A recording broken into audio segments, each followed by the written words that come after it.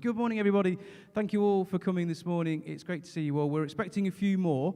I'm not sure whether they've been caught up in. There's various roadworks around the Wirral at the moment, so perhaps people will be filtering in over the next few minutes. But we'll make a start because we've got lots to get through today, which is fantastic. For those of you that don't know who I am, my name is James Hennessy. I'm the Centre Director for Wirral Youth for Christ. I can see some faces I know and some faces I'm not, so half of faces that I'm not quite so familiar with. And of course, welcome to anybody who is watching online via our YouTube channel. It's great to have you with us. The last thing I need to do is introduce our keynote guy for the day. Dr. Nick Shelley is a clinical psychologist with many, many years of working across the Wirral and across Blackburn and all across the Northwest with some really challenging young people in some really challenging situations. He's got an awful lot of wisdom to share. There'll be plenty of time to, don't laugh. There'll be plenty of time for asking questions and discussions and things like that on top of the stuff that Nick's going to talk to us about. So, with no further ado, Nick, please come and take the stage. I'll quickly pray, and then it's all yours. Heavenly Father, we're all here this morning because we love you and we love young people, and we want to be able to serve them the best that we can in what we do, in whatever setting that is. So, Lord, I pray for Nick as he speaks to us that you would use this time to challenge us, to educate us, and to grow our knowledge and understanding as youth workers, church leaders, air cadet officers, and all sorts of people that we've got in the room. That we would be able to go back to our roles and our jobs, improved, energized, equipped, just to be able to do it and serve you the best we possibly can for those young people. In Jesus' name, amen. Amen. Over to you, Nick.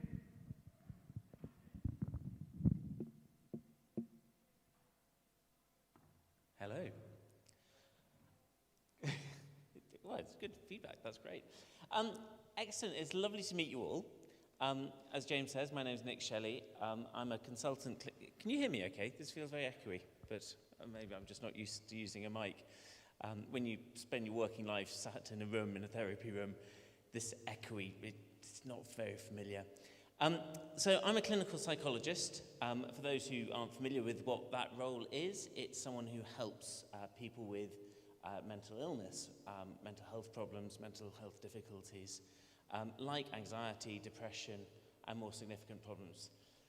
15 years ago, I started working over in South Sefton, the other side of the Mersey, in a child mental health team. And then more recently, I have been working in Blackburn with Darwin, with the Looked After Children's team and the Edge of Care team. So I've got a lot of experience of working with children who have experienced significant trauma in their life. So children who come into the care system, who are moving through care, foster care, residential care, and perhaps into adoption, who have experienced significant early life trauma, neglect and abuse. These are the kinds of people that I've been supporting, particularly over the last 10 years. And so James asked me if I would come and talk to you today about mental health and mental health of our young people. We know that the last 6 months have massively impacted the mental health of young people. So how the day is going to be structured, we're going to have a 2-hour session in the morning, which is going to be looking at the impact of the pandemic, and not just the pandemic, but the lockdown particularly on young people's mental health. And then we're going to break for lunch around 12:30. So if your tummy starts rumbling, that's the point we're aiming for. And we've got to go out for our lunch, haven't we? But we'll talk a bit more about that nearer the time. And then after lunch, we're going to have another 2 hours in the afternoon when we're going to look at some of the solutions. What can we do to help young people, to support them through this time, and to start to create a new story, a sense of hope and optimism for them coming out of this pandemic. So, we live in weird times, don't we? This pandemic has been extraordinary. There's a psychologist called Dr. Rowena Hill who's been working with the government and consulting with the government, an expert in disaster and emergency management. And she says that this pandemic has affected everyone, everywhere, and in everything. And we have all been affected in different ways. God, thankfully, has made each of us unique. He has made each of us as individuals with our own particular characteristics, and he's placed us in our own individual situations and circumstances. And each of us will have our own unique responses to the coronavirus and to the pandemic. And we need to keep that in mind when we're thinking about this, because it's not a one-size-fits-all. It's not, your own experience will be different to those of your neighbours, your friends, your colleagues, even your own family. At home, your reaction and situation will be different to those people that you care about. And that's really important when we're working with young people, that we keep that in mind, that we remember that their reaction is not necessarily going to be the same as ours, and that we shouldn't base how we help them and support them on how we're feeling, but we need to think about how they're feeling. We need to listen to young people. We need to understand their story, understand their experience, and understand where they're coming from. We don't want to get stuck in the problems of the past. We want to acknowledge the difficulties of the past. We don't want to push them under the carpet, but we don't want to get stuck there. We need to help children acknowledge, accept, recognize what their experiences have been, and then to move on and to create a new, future-focused, goal-orientated sense of purpose and sense of direction in their life. So before we crack on, I want to get a little bit to know you and your roles and what's going on. And for you watching on the videos on YouTube as well, I want to kind of get a sense of who's here and who's listening to me so I can gauge how I do the talk. In pairs, if we can keep doing that reasonably socially distanced, kind of maybe on your tables. I want you just to introduce yourself to each other and be prepared to introduce the other person to me and the rest of the group. Do you all know each other or you? No. Excellent. So this makes sense then. If it was just me that was new and didn't know anyone, then this would be completely pointless. But introduce yourself to someone, particularly someone you don't know, perhaps, would be good. You two split up. I mean, I'm not split up, just talk to someone else. Talk to someone, find out a little bit about them, be prepared to introduce them and share their name and what they do. But also, what I'd be interested is there one thing that you've done differently, or a new thing that you've learned, or something you've achieved over lockdown that you've never done before, you never thought before, you've never experienced before? So think of something that you've done and something that's new, and then in 5 minutes we'll feed back a little bit around that. Does that make sense? There should be a slide about that as well. And maybe on the YouTube feed as well, if you want to share a little bit about who you are and the role that you work in, and also something new and different that you've done during lockdown. For me, the new thing that I've done during lockdown is learn how to play Dungeons and Dragons with my children. Oh my goodness me, it's complicated.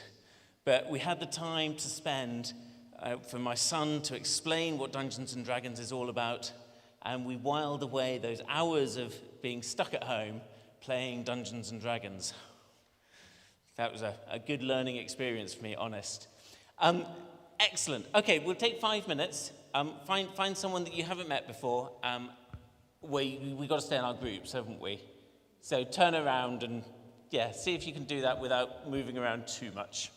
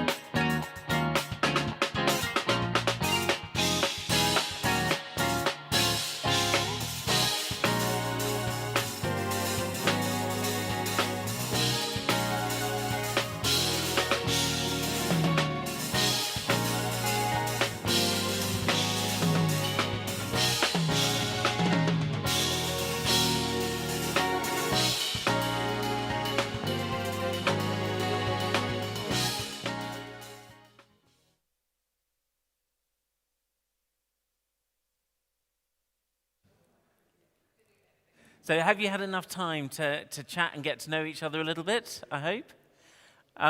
What would be really good if you could introduce the person you've been chatting to and tell me a little bit about them, their role and where they work, and also the new thing that they've learned. Can we start down over here? This is Dan. Dan? The youth and children's worker at Glasgow United Church, and he has learned about timescale and the kind of control that comes when we normally are pretty good at seeing ahead. Dan's really good at kind of being able to say, oh, in 3 months this, or work towards this in 6 months, and having to completely reassess that and just live a day at a time and trust that one day things will be different, but we can't make them. It is that uncertainty and that inability to be able to plan and think forward is a huge challenge, isn't it? Yeah, absolutely. Thank you very much. Dan? This is Kat. Kat also works at Glasgow United Church as our communications manager. And yeah, we were having a discussion around the timescale stuff and also like even little things like we both lead worship, and to record worship songs for services felt so much more stressful and more difficult. You'd rather just do it in front of people. And that's been a pain. Realise you analyse everything you do now, which is going out online, way more than when you used to do it in person. Yeah. Yeah. So constantly having to, you're learning new stuff, aren't you? You're thinking about things in a different way. Brilliant. Dan and Kat, thank you very much. Lovely to meet you both. This group of three over here. Hi, Sam.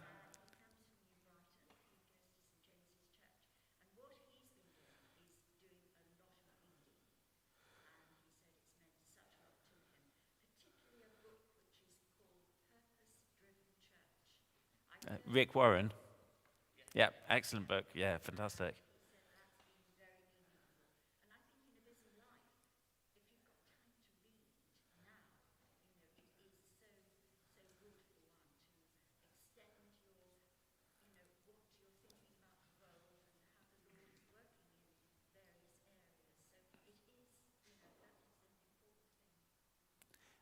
Brilliant. Thank you very much.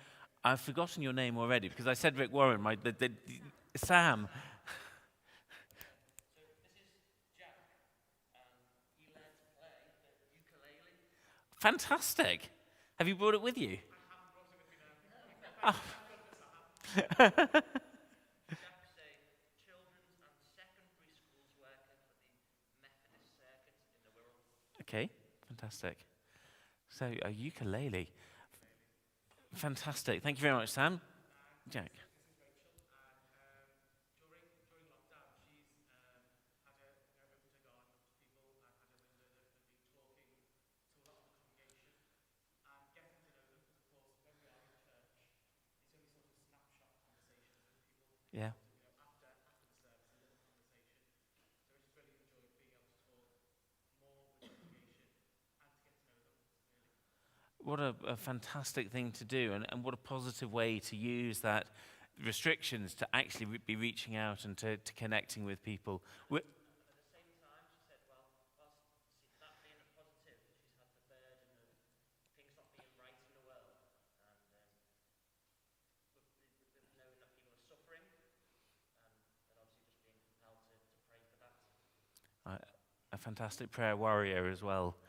That's fantastic, Rachel. Really great to hear that kind of really positive sense of reaching out to people. I'm going to talk an awful lot about the importance of relationships today.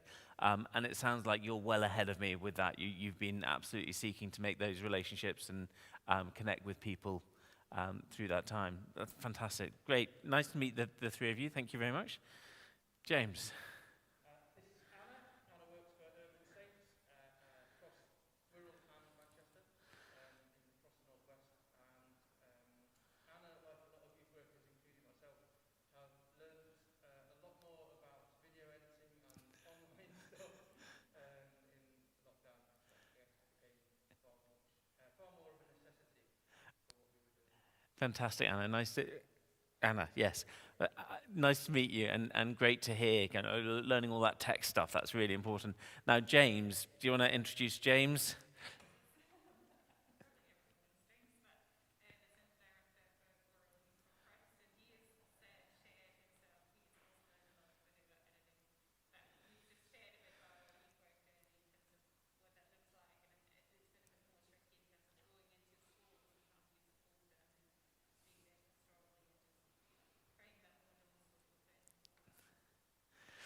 Fantastic. Thank you very much, Hannah. Thank you, James. Sarah. This is Nick. Oh, I should remember that.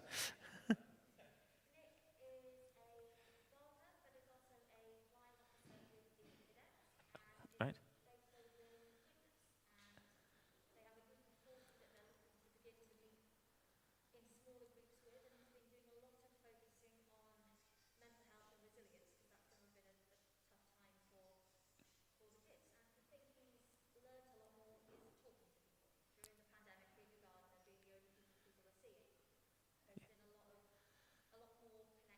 Yeah.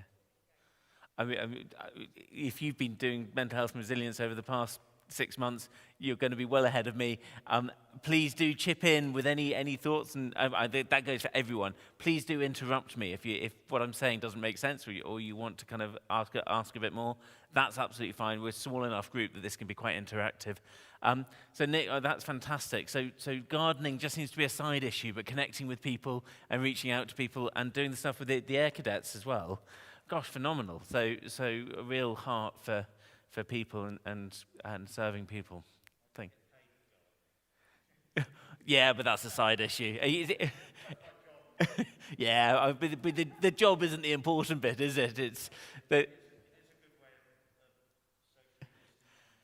Yeah, absolutely. I mean, it's tent building, isn't it? It's actually being out there in a place and setting up a foundation so that you can connect with people. Fantastic. This is Sarah.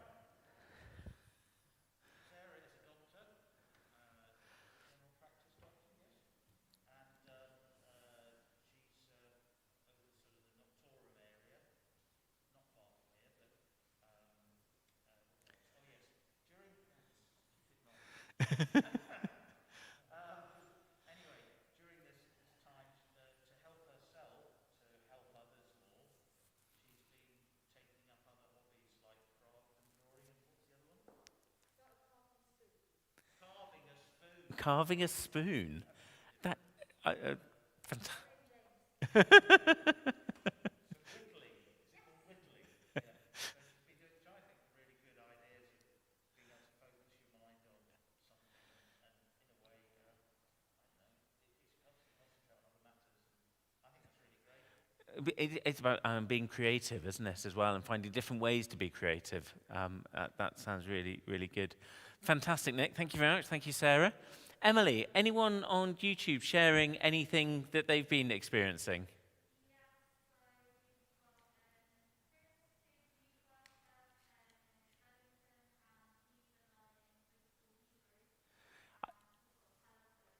A telescope. So Chris has a telescope.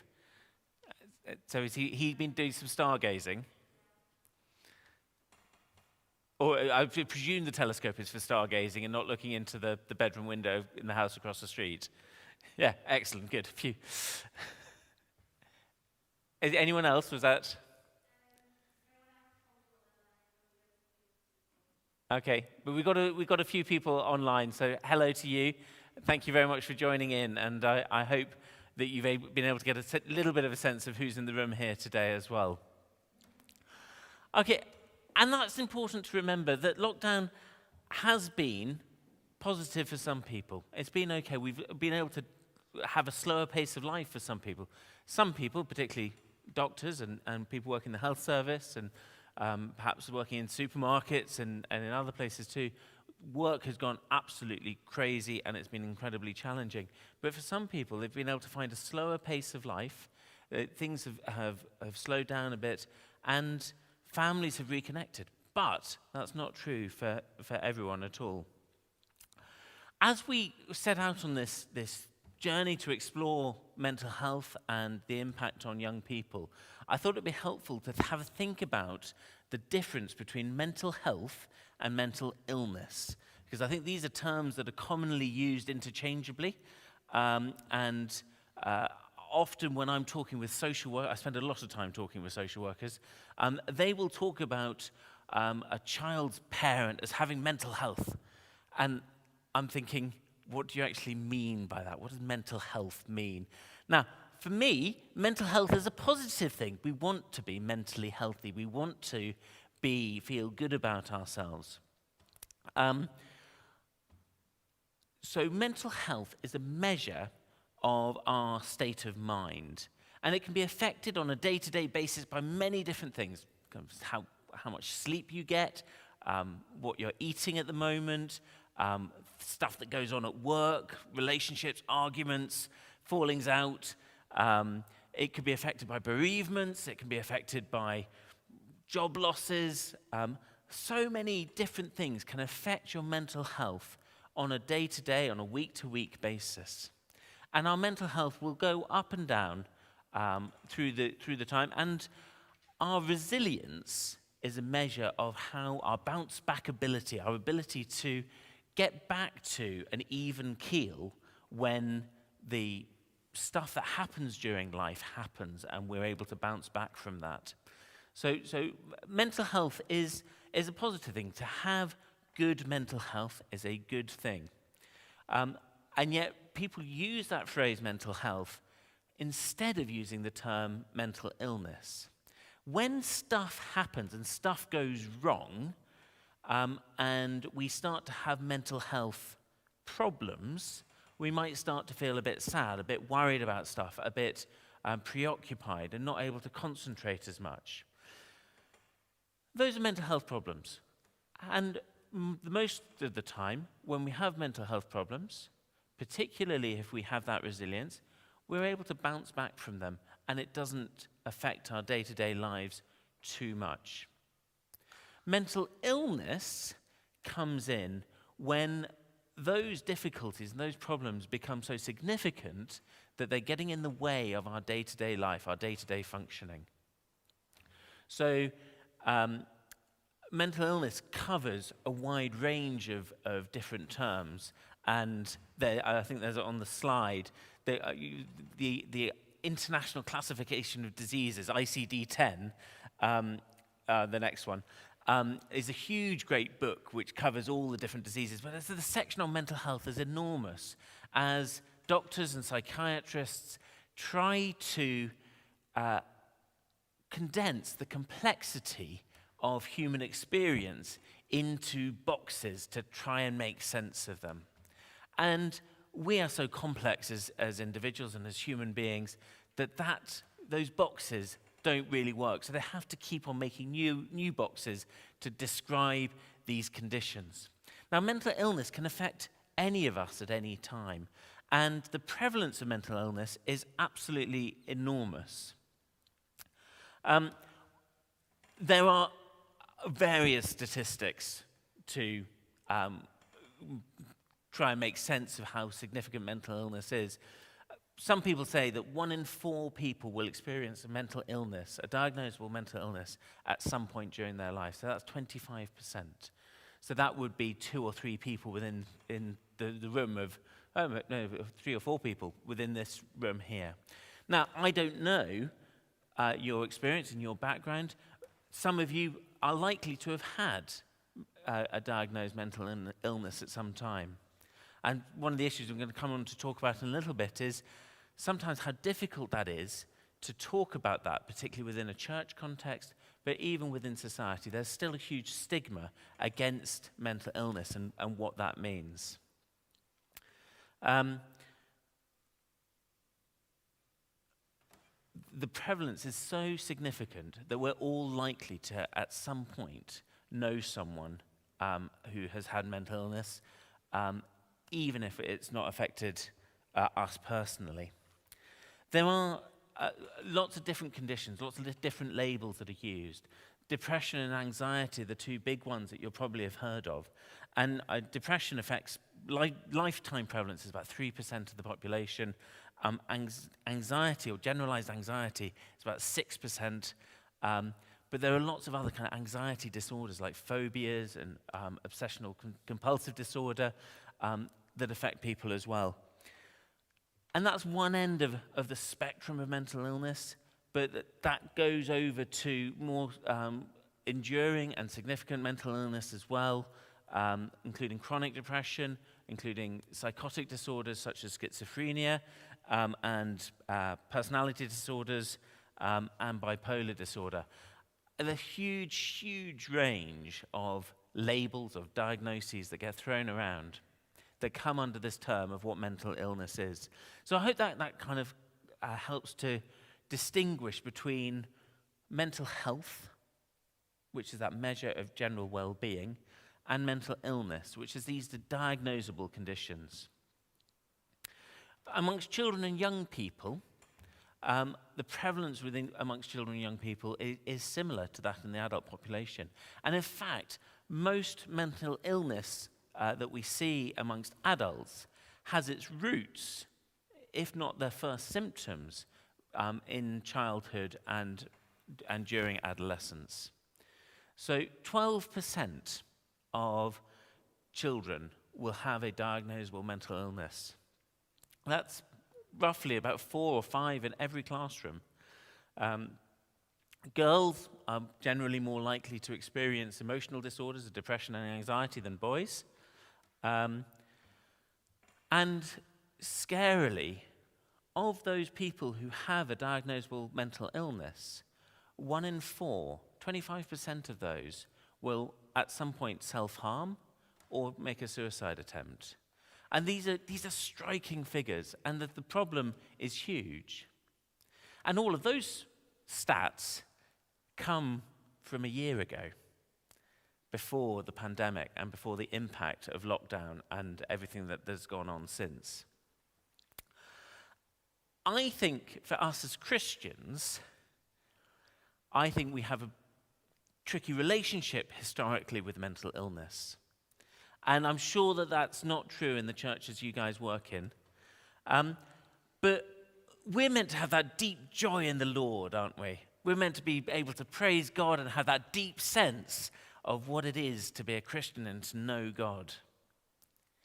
And for people who are experiencing mental illness and they're finding that they can't engage in their day-to-day life because of this chemical imbalance within the brain of an illness that has affected them through no fault of their own, and they can't connect with that deep joy. In fact, they find connecting with other people who just don't get where they're coming from, who don't understand what the issues are, and they can't connect to God, and they feel, I think historically, and I worry that some churches still do it, I think people are made to feel that they've done something wrong, that the reason they can't connect with God is because of their sin, because of something that they've done, and therefore people are just scared to talk about the difficulties that they're having. They're scared to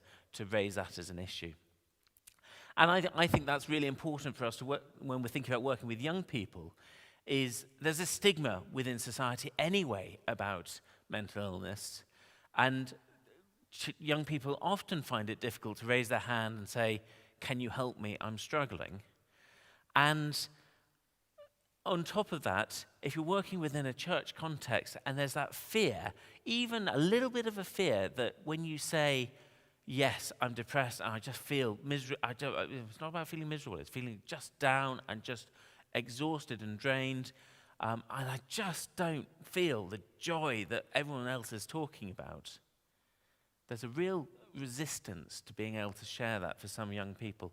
And I think that becomes a burden on us when we're working with young people, to be able to identify it and to be able to create a space where talking about those issues becomes acceptable and becomes okay.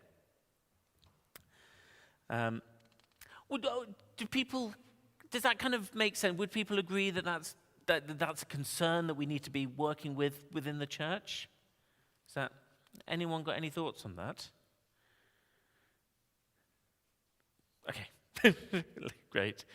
A book that I have found really helpful around that is a book called I'm Not Supposed to Feel Like This. It's written by Chris Williams, and it's a sense of the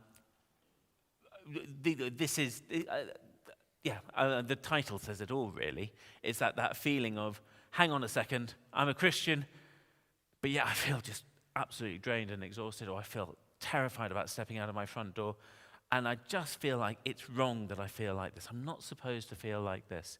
And his book is a CBT, self-help guide for people who are struggling with depression, but it's written from that Christian perspective as well, which I think is really helpful. So all of that data, those problems of mental health and mental illness, came from before lockdown. Do you remember those times 12 months ago when all we could think about was Brexit? And it just seems like an eternity ago, doesn't it? For young people, we know that the impact of COVID physically is fairly small. They can pass it on to others, but actually they're not going to get ill themselves seriously. They might have a bit of a cough, but they're going to be okay health-wise. And so the impact of COVID, I'm looking at Sarah, she's probably going to tell me off later for kind of downplaying, but that's my sense, is that actually physically the impact of COVID is fairly low for young people. However, the impact of lockdown and the restrictions that have been associated with that are huge. As we'd said before, for some young people, there might have been real positives about that, ability to make new connections and build family relationships. But there have been lots of losses as well. I wonder if you can, in groups of 3 or 4, if you can get together and maybe on the YouTube, on the Zoom chat as well, if you can start to have a think about what you think the losses that young people have experienced are, and then we'll have some feedback and some talking. So from your experience, from what you've read and what you've heard, what are the kinds of things that young people say that they've missed out on, or you've recognized that they've lost the opportunity to do? So we'll have about 5 minutes, maybe a bit longer, for that discussion, then we'll have some time to feed that back.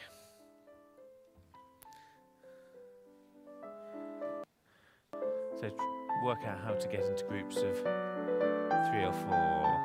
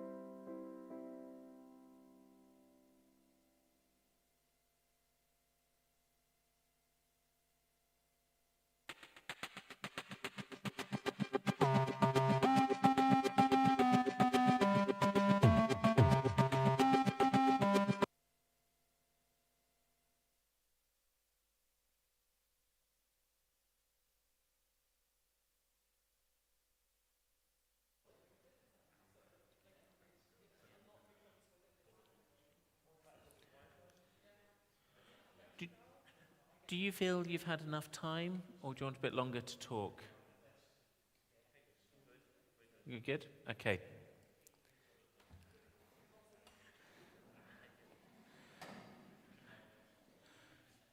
Great, okay. Let's go to the guys on YouTube first, who are on their Zoom call. Emily, are you all right to feed back a little bit?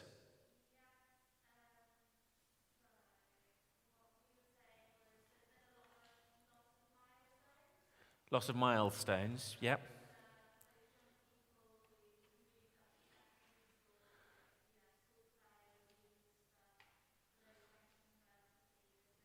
So all of those transitions, losing those opportunities to say goodbye to friends at primary school, transition up into secondary school, massive impact for young people, yep.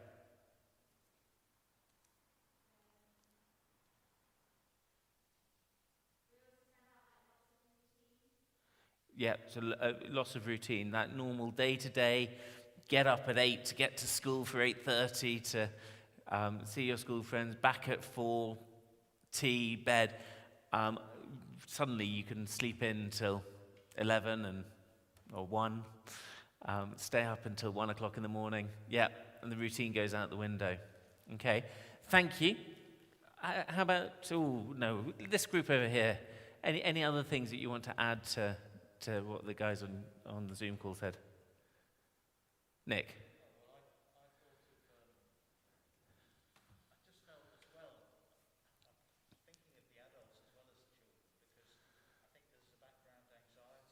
Yep.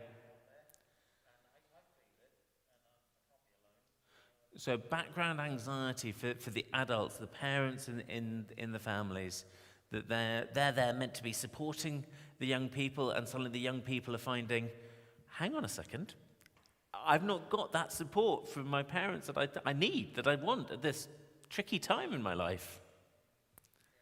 And I think with several of us working with youth groups and things, that they're missing that space where that is their thing, Yeah. their club, and they can't go to it. And we are starting to do it with ours, but in a very limited way. So missing opportunities for doing the youth groups within church or wherever they are, but not having that chance to kind of meet together as a group of friends, to get that peer support, just that kind of energy that comes. And I think also with continuing changes in government policy, and I can understand it's the first time for them, so it's hard to do. But trying to work out what the future holds when you don't know.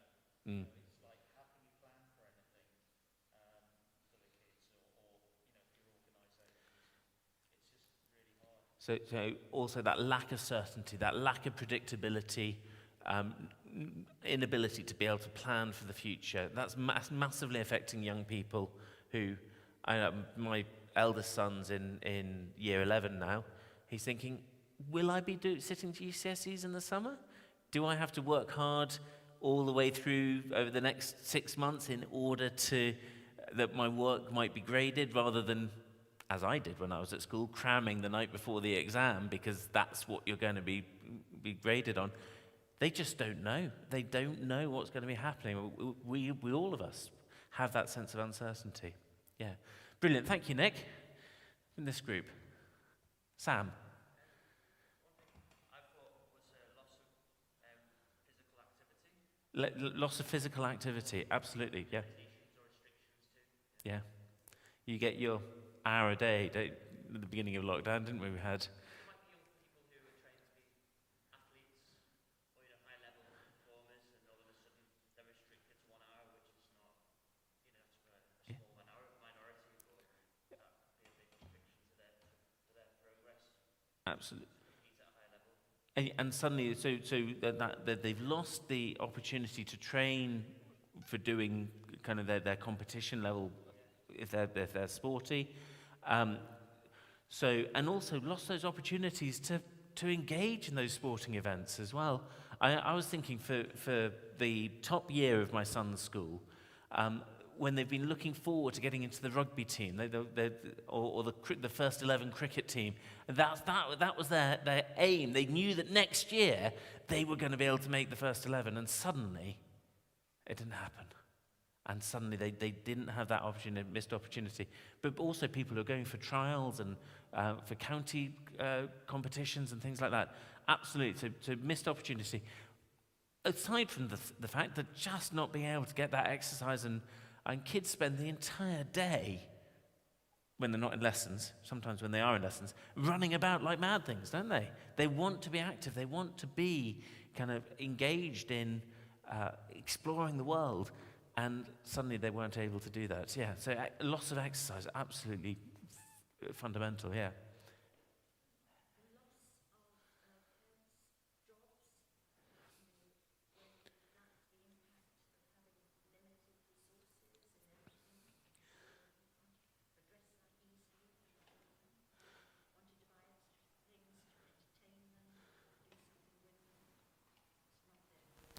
Yeah, so loss of parents losing their jobs, loss of income coming into the family home,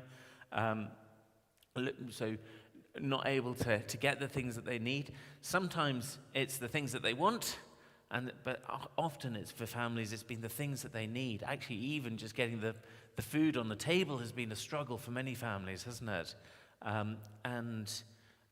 Children, we know, experience that at a much greater level than we do as adults. We can cope with a little bit of that, but children, they really struggle to cope with that, and it impacts on their sense of security and their sense of safety.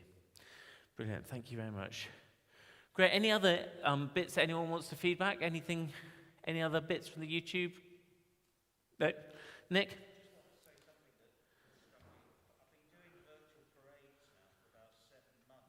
Wow. Apart from the fact of having to organise the training plan at my previous squadron, it's so much you have to think outside the box and try to think of new things to interest the young people to join the link and get it. It's so difficult. Whereas when you're at squadron, it just happens and it's great. Yeah. And we can really motivate them and get them excited by things and doing qualifications and stuff. It is getting a bit of a bore doing it all online. But I know it's brilliant having, at least we had it. In 1920, they didn't have the internet. That's very true.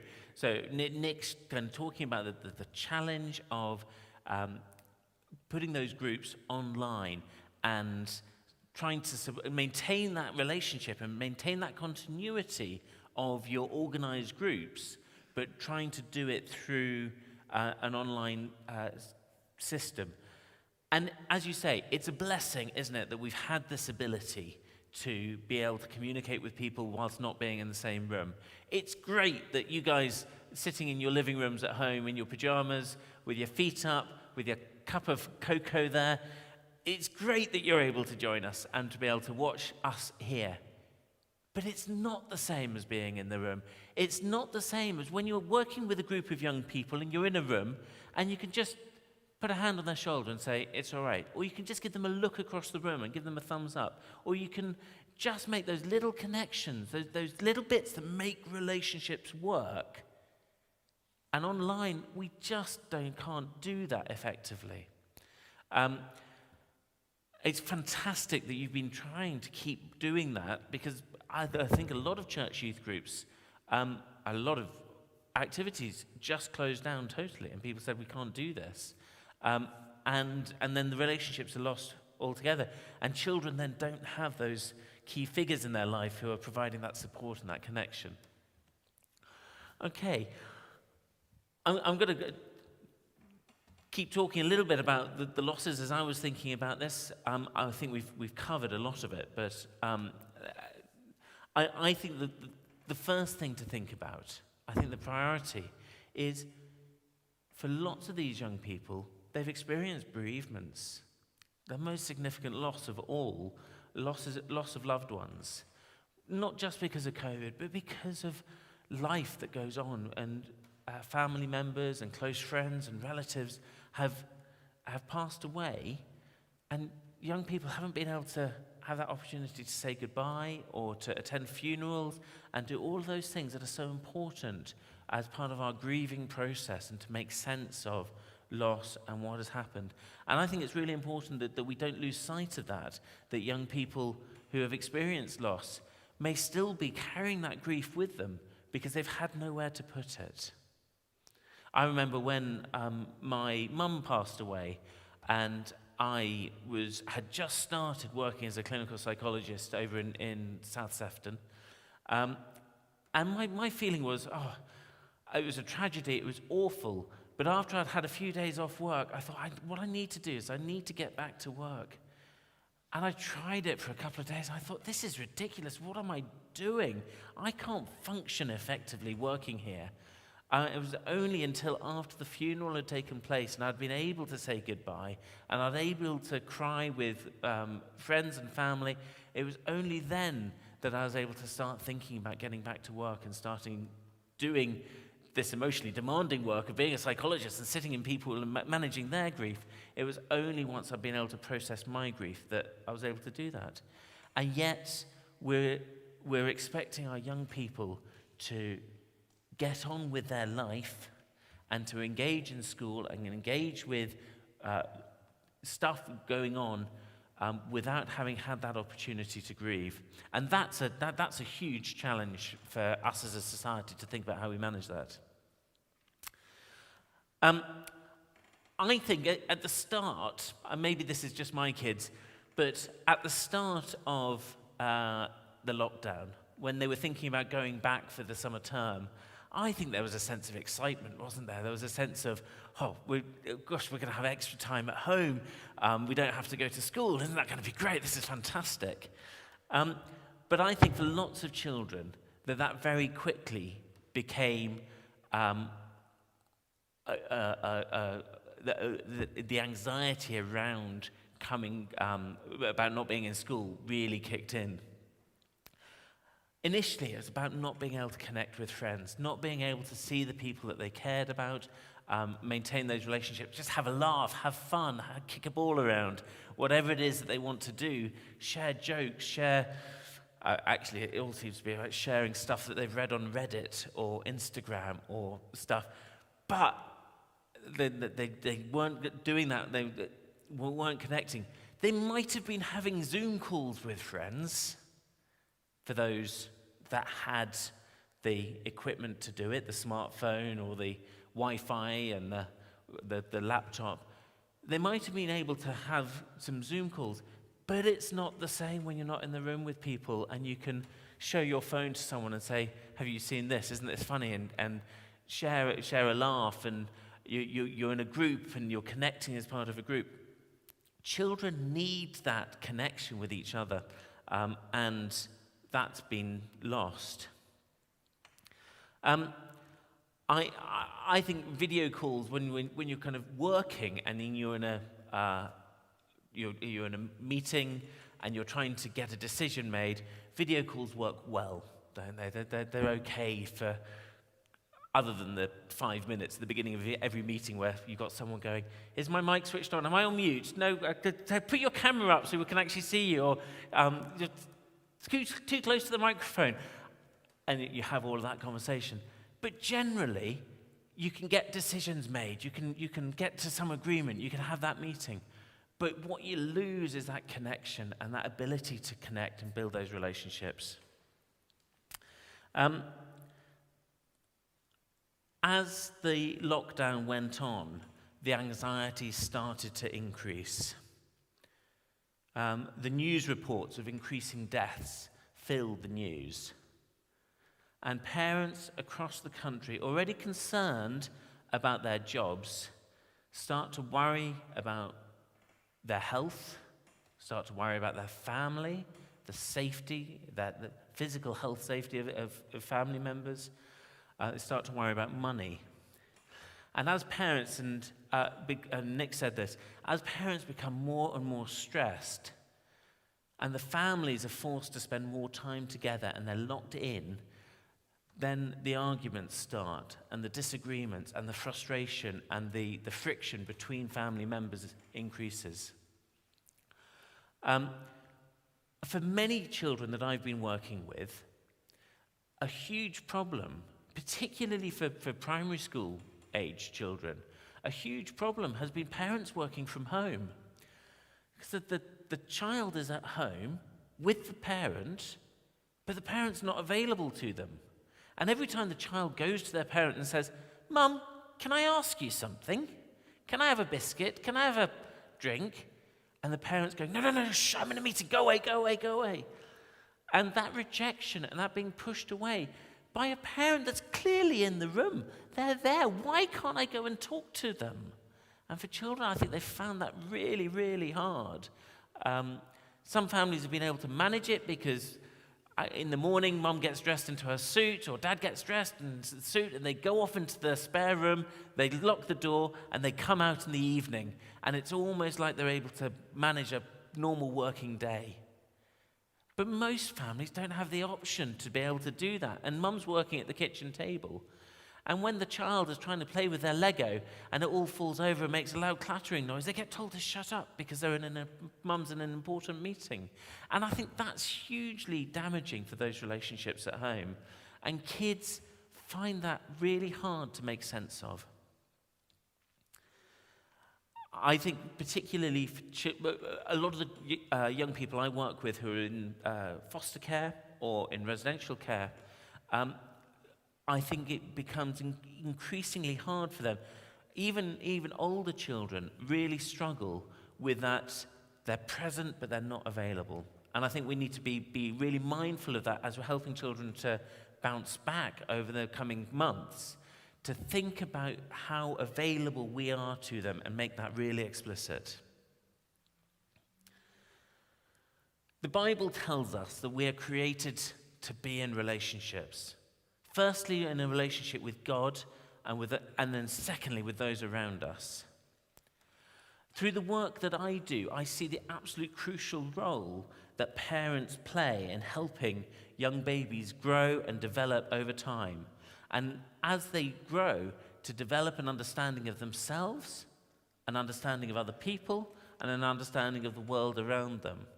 And they do that in the context of that relationship with their parent. We call this an attachment relationship. It's that attachment security. It's that ability of children to use the adults, the safe adults in their environment, to help learn about the world around them. That attachment relationship is at the root of developing positive mental health. It's at the root of developing that resilience, that ability to cope, that bounce-back ability. Lockdown has threatened those relationships, and that ability, that parents being there but not there, parents being stressed and unable to connect and engage with their children, and to a wider extent, youth workers, you are attachment figures, particularly for older children and adolescents. You become attachment figures and security figures with the young people that you're working with. And when that relationship gets lost and gets fractured and you're not able to connect, the children feel less secure. They feel less safe, and they're less able to make sense of the world and to process the world. And in a sense, we've had 6 months where those relationships are being disrupted, and potentially, it looks like this is going to continue over the next few months as well. And that uncertainty is really prevalent. For other children who are living in neglectful and abusive circumstances at home, the problem has become magnified and worsened. So, particularly for parents who are stressed, even at the best of times, who are struggling to cope with being parents, these children are exposed to that neglect and that abuse on a more long-term basis. Previously, they've had that respite of being able to get to school for 6 or 7 hours of the day, to be able to have that safe space that they can go to, that they can rest and recover. But actually, when they're in the house 24/7 with these parents who are struggling to cope, to care for them in a safe way, means that they're exposed to that trauma much, much more. And the amount of neglect and abuse has increased as parents' stress levels have increased. The rates of alcohol consumption amongst struggling families has increased, alcohol problems and drug addiction. And children have been really struggling in those families, in those situations. On top of that, they now don't have that person that they feel safe enough to go to and say, "Miss, can I just tell you about what happened? The reason I was late to school this morning is because Dad hit me.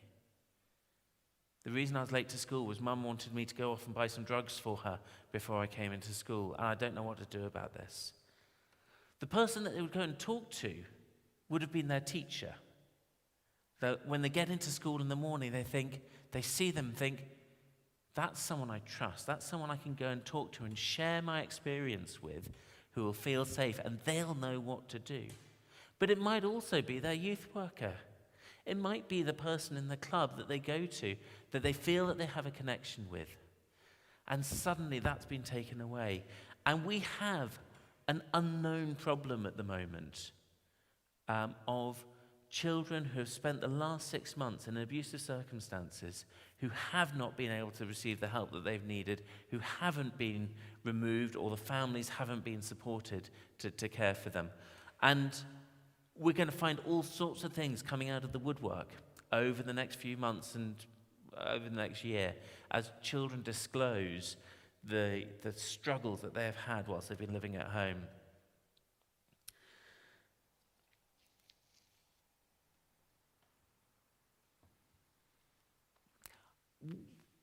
This has been going on an awfully long time.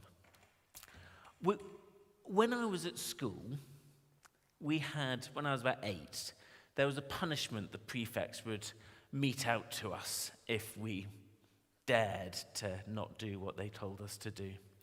And one of the punishments was to stand with your arms outstretched, and they would put their black shoes, on the end of our hands.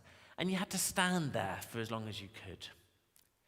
And you would start off doing it, thinking, ha, I'm going to beat this. This is no problem. These shoes aren't heavy. I can keep standing here forever, and I'll show them. I'll show them that I'm better than them, and they can't knock me down. But after it felt like hours, I suspect it was a matter of seconds, you suddenly feel that your arms are getting really quite heavy. And you're thinking, gosh, this is quite painful. I'm not sure I can keep doing this for much longer. And then you find that your arms are becoming agony, and the pain is getting too much. And you're thinking, I can't do this any longer. And eventually, your body just stops completely, and your arms have to fall to the side, and that's when the prefect shouts at you. And you just think, I can't do this any longer. I think the same is true for us with managing the pandemic. Actually, the first few weeks, we did okay. We thought, okay, we can do this, we can beat this, we'll come together as a society, we'll clap for our carers at 8 o'clock on a Thursday, and we're gonna get through this together.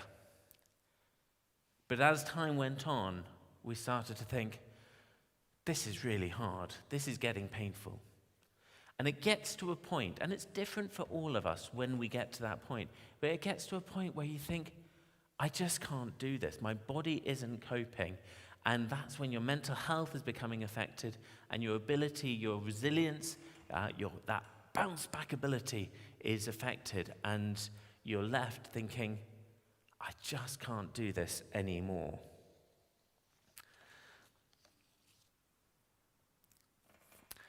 When that gets to a significant point, we're then tipping over into mental illness. And that's why we're seeing the rates of mental illness increasing amongst the population. For some people, as we've already mentioned, lockdown has been okay. So for some children who were struggling to get to school, they had anxieties, they were worried about being bullied, or they were struggling with their academic work, or perhaps for some children, they really struggle to get to school because they're really worried about what's going on at home. They're worried that dad's going to be beating mum up. But if they stay at home, they can protect mum, or they at least can keep an eye on her. Maybe they're worried about a parent with a physical health problem, and they've been caring for them.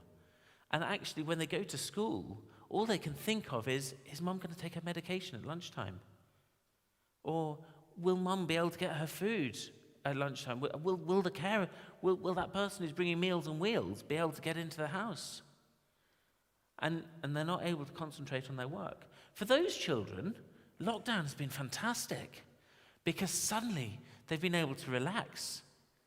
They've been able to be at home and think, it's okay, I don't have to worry about school, I don't have to worry about those bullies, I don't have to worry about what mum's doing, because I can be there to take care of her. I don't have to think about going to school. So for those children, lockdown has worked okay. They were able to control when they had contact with friends. They were able to connect with people they wanted to connect with, and just disregard people that they didn't want to connect with. For some families, parents who were on furlough suddenly had a whole lot of time, and they found that they were able to reconnect and rebuild those relationships that the busy life before lockdown had fractured and damaged those relationships. And so those parents, suddenly these families are being brought together, the relationships are being made again, and children are feeling safe and secure, and things are going well. Those shared, simple pleasures of going for a walk together, of exploring the countryside, enjoying that beautiful sunny weather that we had, people were feeling, this is okay, this is good, I like this. Even doing Joe Wicks together at 8 o'clock in the morning. I tried it once. That was enough. But for some people, that was a great thing to do together as a family, and they loved doing it. For those children who felt, this is good, I like this, think what the impact of September coming has been for them. Going back to school for the new normal.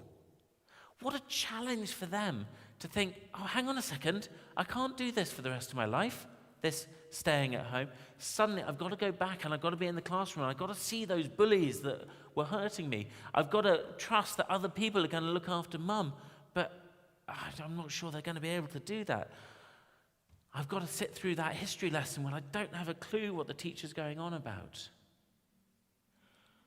Those children are really struggling at the moment. They've come back into school and everyone's wearing face masks and visors and you have to keep socially distanced, and it's become a real challenge. The new normal is not normal at all, and children are finding that really difficult. I think many children are finding school difficult, but particularly those children for whom lockdown was okay, I think they're suddenly going back in thinking, oh my goodness me, what's just happened to me? All of this causes additional stress on children and young people. And as the stress levels increase, so the prevalence of mental illness increases. Young Minds, who are a good mental health charity for young people, if you haven't been on their website, strongly recommend it. Young Minds did a survey which asked parents how their young people were doing. And something like 81% of parents felt their children their emotional health had deteriorated over lockdown. 81%, 4/5 of our young people have been really struggling over lockdown, and things have been getting worse. And I think even more concerning than that is the divide between rich and poor has been growing as well. And there's an Oxford group called CoSpace who've been doing a lot of research and they've been publishing stuff every month during lockdown. And they've said that for children from affluent families, emotional health generally hasn't been affected. The rates of depression and anxiety haven't changed a huge amount. But for children from less affluent families, the rates are increasing significantly. Children who haven't had access to the Wi-Fi and the Zoom and the laptops and all of that ability to connect with other people. They've lost those connections. Children whose families have been struggling to have enough money to put food on the table. Children whose parents have been have been violent and aggressive and abusive, increasingly so because of the difficulties. So, and I have to say, the Oxford study relies on people going onto their website and filling out a survey form. And we know that the people who fill out those forms are generally the middle-class, well-off people. They're not even getting the data from the families who are struggling the most. And we can only think that those children are going to be impacted more. My children, during school time, had lessons. Their school was pretty good at doing online lessons and helping us to support them with the children's education. They got to the end of the summer term, and the teachers were saying, they're pretty much where they're meant to be in terms of the curriculum. For lots of schools and lots of children from poorer areas, they haven't done any schooling. They haven't learnt anything for 6 months, and they're that much further behind. And that's going to be a huge problem in 5 years' time, as these children are doing their GCSEs and A-levels, going off to university, is we're going to see that gap between the poorer families and the richer families increasing significantly. And I think that's a huge concern for us.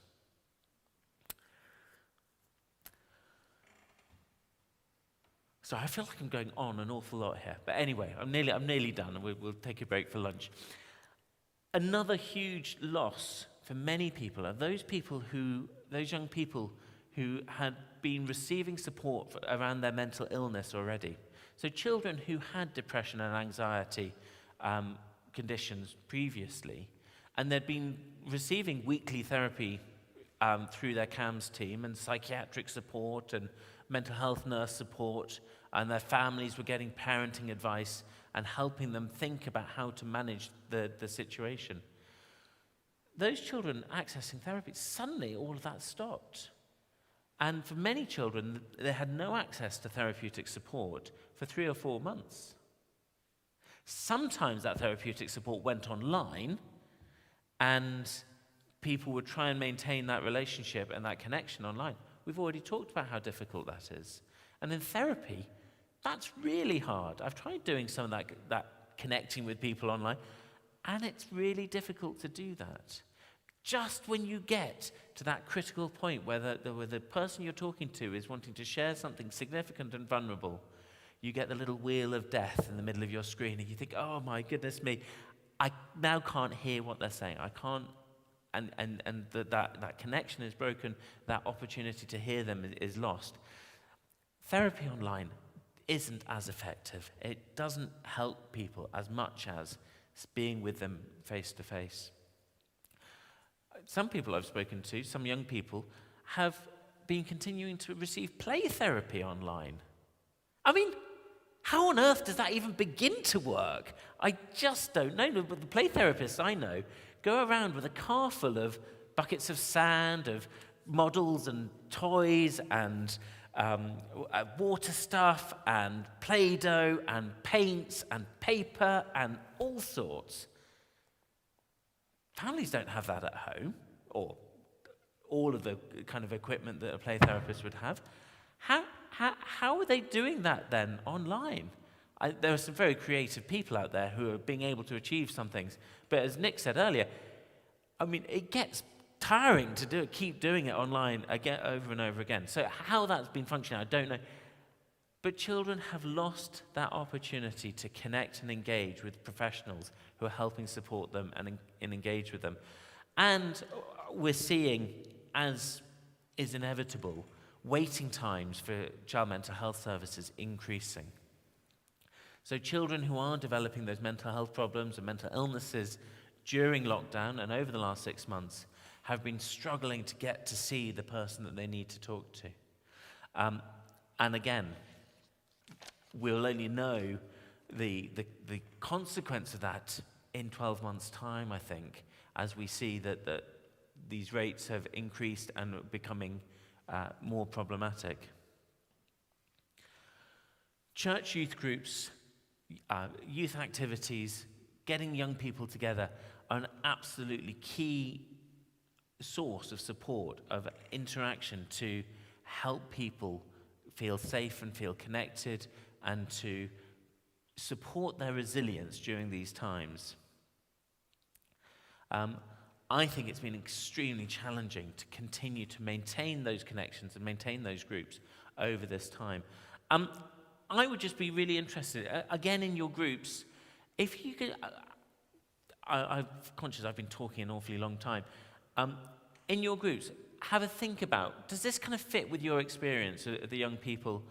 What kind of things have you been doing as a youth group or in your situations to try and maintain those relationships and connect with people? Are there other things that you've learned through this time?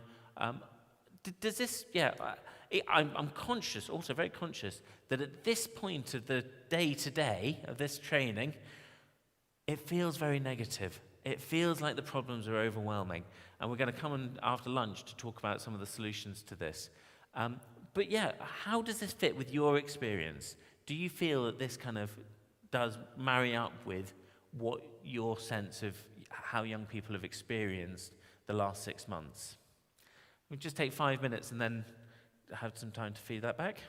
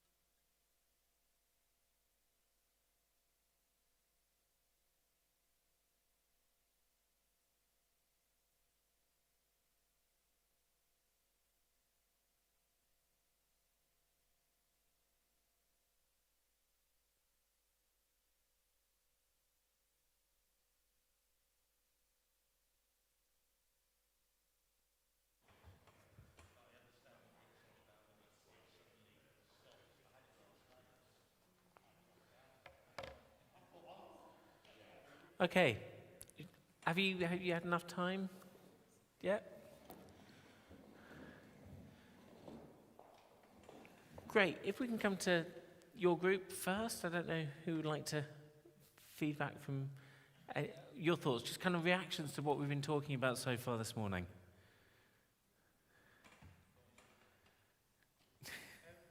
Well, to say, from a youth work perspective, something that's been missing, although admittedly I don't do a lot of youth clubs these days, but we used to have moments that are very much physical presence moments. Like we used to call them minibus conversations or doorway conversations. Can you just say, physical moments Yeah. in your youth clubs, what did you call them? So you have minibus conversations Minibus conversations. or doorway conversations. And doorway conversations, yeah, absolutely. So those moments of connection, which you wouldn't go out of your way to have had that conversation, but because you're there and you're present in the space, that conversation is able to take place. And you can't over Zoom when you're in a group. Like normally in a youth club, you're going somewhere, you pick the young person that you think has got something going on, and you go, oh, you come and sit in front of the minibus with me. And then when you're not staring at each other, because you're both looking out the front, and it's very disarming, Yeah. and the conversation just sort of rolls along while you're not really concentrating on the conversation and doing something else. And then that's when they open up. So young people, you might be concerned about, rather than in a Zoom call where everyone has this kind of equality, don't they? Everyone has that kind of that sense of they're all there, and you're not quite sure who's looking at who. But actually, when you're in the minibus, you put the person you want to have a chat with in the front. You're both focused on the road. They're fiddling with the music. They're focused on other stuff, and suddenly those conversations start to happen as they relax, as they start to feel safe and in an unthreatening environment, and you can have those conversations. Yeah, those minibus moments, absolutely. So that's something that's really been lost. Okay. From this group, any kind of reflections on stuff that's we've been talking about, and does it ring true from your experience in the groups that you've worked with? Dan, yeah. Yeah, no, we were just talking about, how obviously lots of the struggles and stuff, the online things, and just seeing then the switch to when we were able to offer physical groups again, when the National Youth Agency released their guidance, said youth work sector is now a key sector, you get on with it. That really, it opened up avenues for young people to come back, even young people who've been very unsure about coming to youth group before lockdown.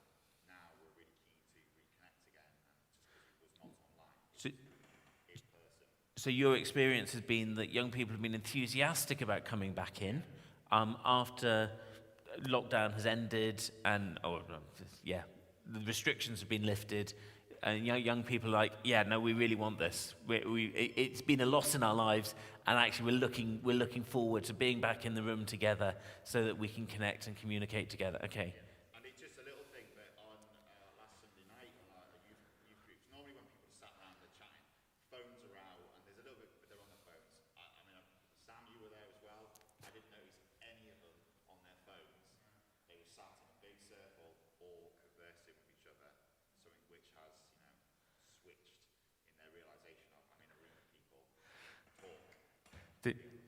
So suddenly the phone, connecting over the phone seems less relevant because they're fed up of that and they've been doing enough of that, and actually being present. So that's a real positive, that coming back into the groups, feeling that they can surrender their phone, they can put it away, not be looking at it, and they can connect with the people who are in the room. And it sounds like they're really desperate, they're really thirsty, aren't they? They want that time, they want that opportunity to come back together. So that's really encouraging. Thanks, Dan, for that.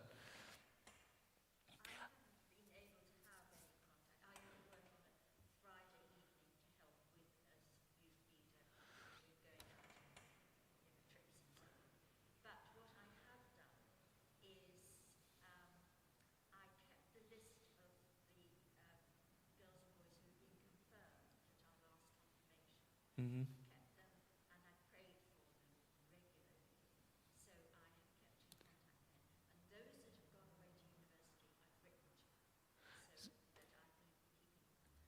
So Rachel, you're describing, I'm just for the benefit of the people who are watching on YouTube who can't hear what you're saying, you've had that time where you've not been able to kind of connect with people with the youth group, but you've been taking people through confirmation classes previously.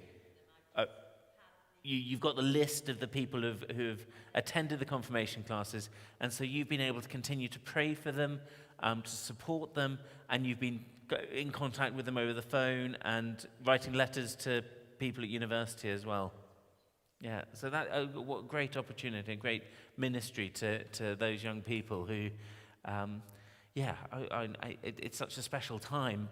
Both those transitions, and being confirmed is special, but also going off to university, and yet not being able to celebrate that with friends or to that transition to university has been really tricky for so many young people. But to know that someone that is there from their church who's supporting them, praying for them, thinking about them, that's really important. That's great. Any feedback, Emily, from people at YouTube? People at YouTube.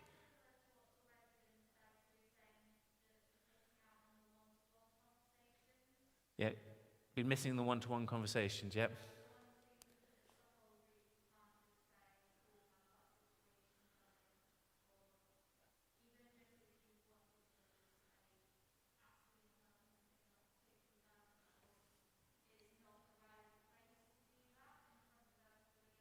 Yeah, so when you're in that big group and you've got the 6 little screens of Zoom in front of you, actually knowing that you just want to talk with that one person and say, how's it going?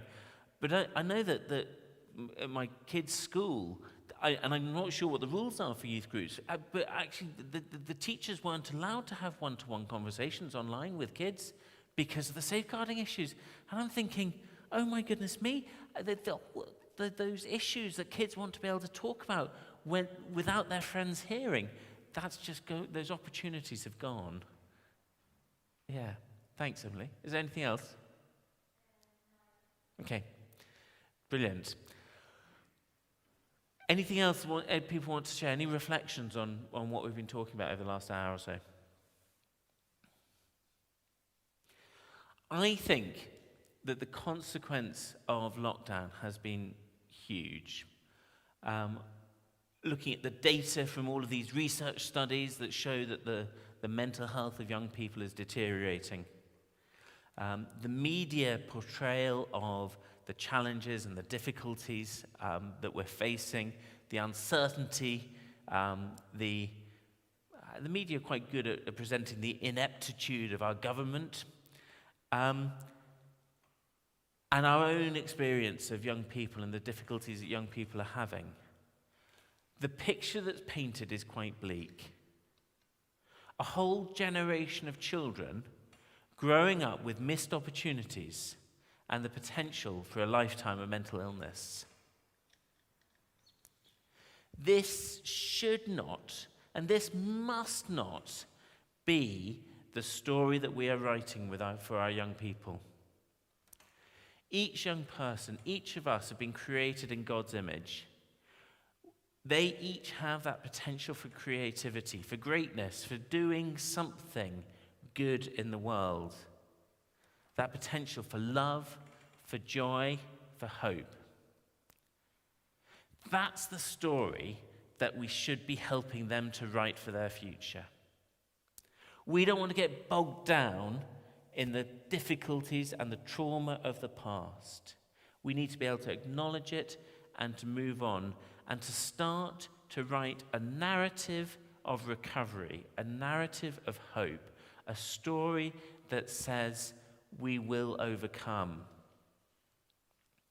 I believe that that's why you guys have come here today, why you've turned up on a rainy Saturday morning and surrendered your lion. I believe it's because you want to help young people to write a new story for their lives.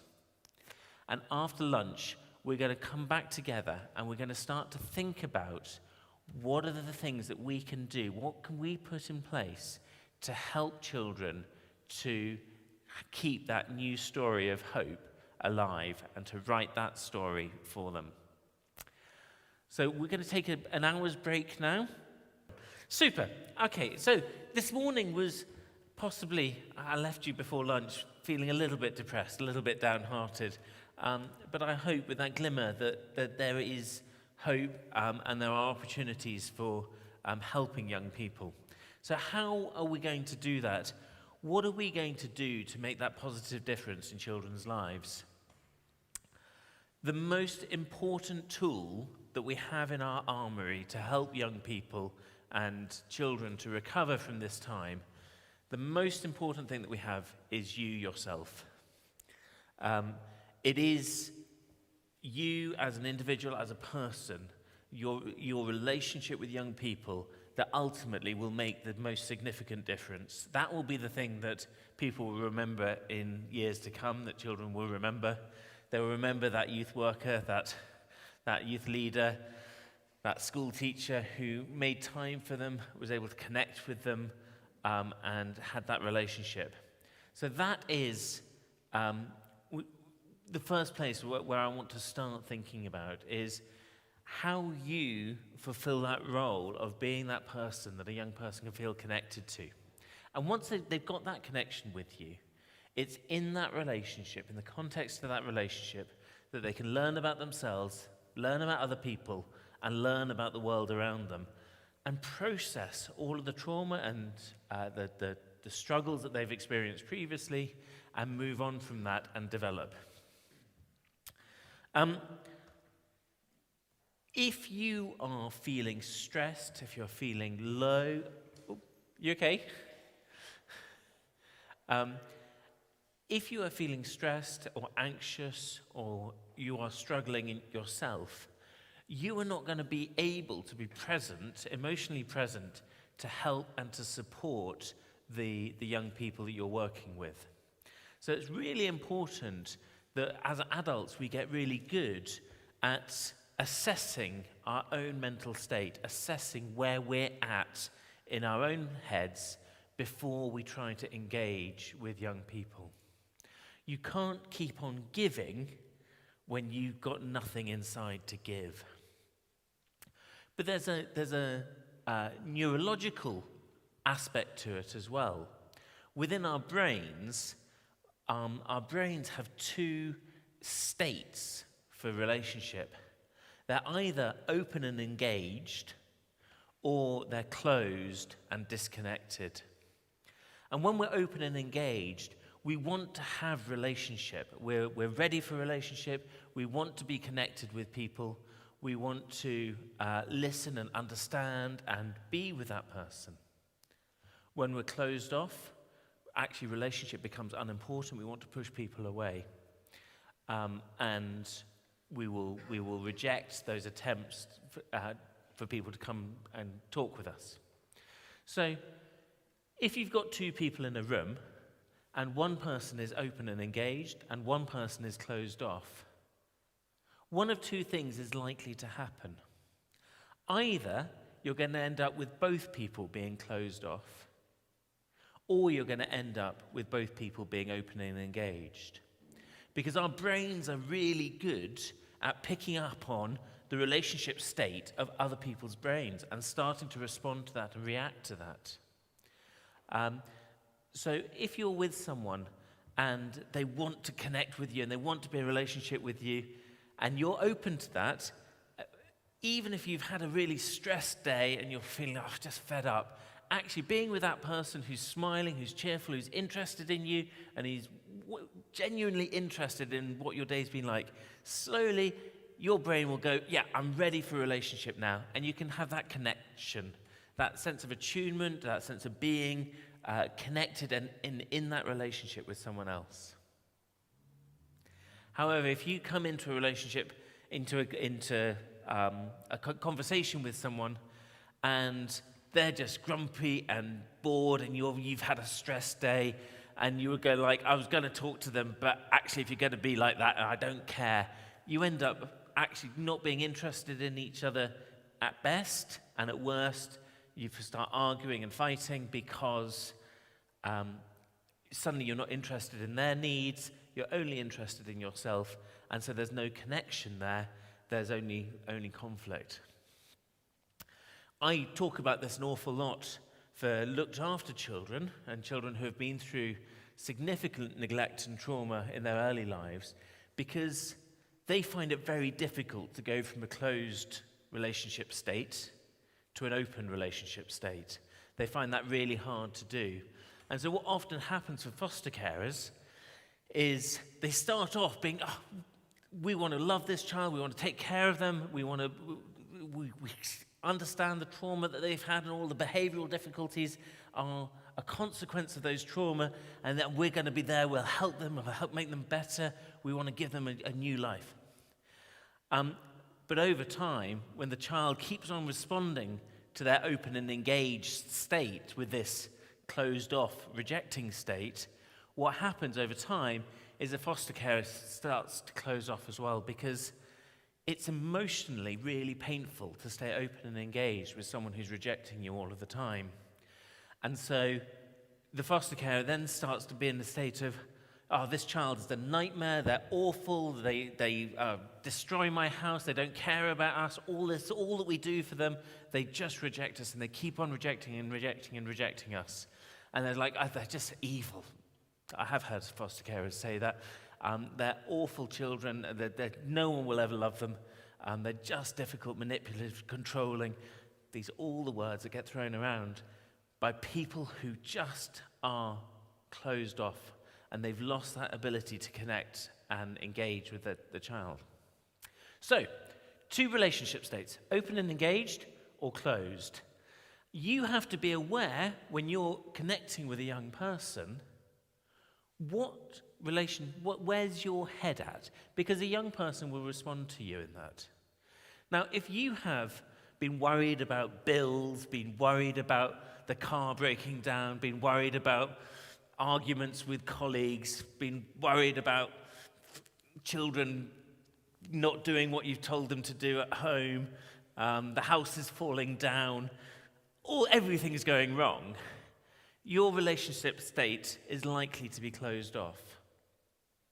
You go into a room with a young person when you've got that state of mind, you're likely to end up with a child who's disconnected as well and not ready to connect and engage with you. So your challenge then is to say, okay, I recognize that I've got all this stress in my head. I'm like this, I'm just closed off, I just don't care about anything or anyone at the moment. I've got to get into the place where I can connect and be ready to be open and engaged with the young person in front of me. And that might need you to do some looking after yourself. You might need to do some work, kind of relaxation work.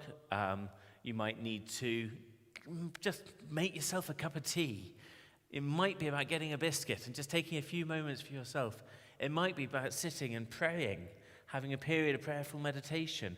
It might be about taking a walk outside. You've got to do something that works for you to help your brain calm down and feel safe. And then you've got to think about the young person you're going to be working with, or the young people that you're going to be working with, and you've got to think, okay, what do I know about them that makes me feel, I care about that person, I really want to help them, I really want to be with them, and you have to get yourself psychologically into that open brain state before you enter the room where they're going to be. And then once you go into the room in that open brain state, then whatever state that young person arrives in, if you are able to maintain that open brain state, ready for relationship, then it's going to take a lot of effort for that young person to stay closed off and disconnected. Sometimes they will. Sometimes children and young people and adults will stay in that place just because life has been rubbish and it's been too much for them. So they're going to stay in that closed off state. And there's nothing you can do other than stay open and engaged and recognize, you've tried. It hasn't worked this time, but maybe next time it will. But the majority of the time, the more open and engaged you can stay, the more likely it is that that young person will open up and have what James described at the beginning as a minibus moment. That moment where actually it's gone from being arguing about what music's going to be playing in the minibus, and it's gone to, actually, I want to tell you about what's going on in my life at the moment. And you have that connection, that feeling that this feels, we feel connected with each other in that relationship. So, when I say taking care of yourself and looking after yourself is important, I don't do this because I care about you. I do this because I care about the young people you're working with. Yeah, and you need to get yourself in the right place. So I am giving you permission. You could count it as a prescription, if you like, that you need to be looking after yourself and taking care of yourself. You need to be finding those times every day where you can just relax, look after yourself, watch what's going on inside your own head, so that you are ready to connect and engage with the young people you're working with.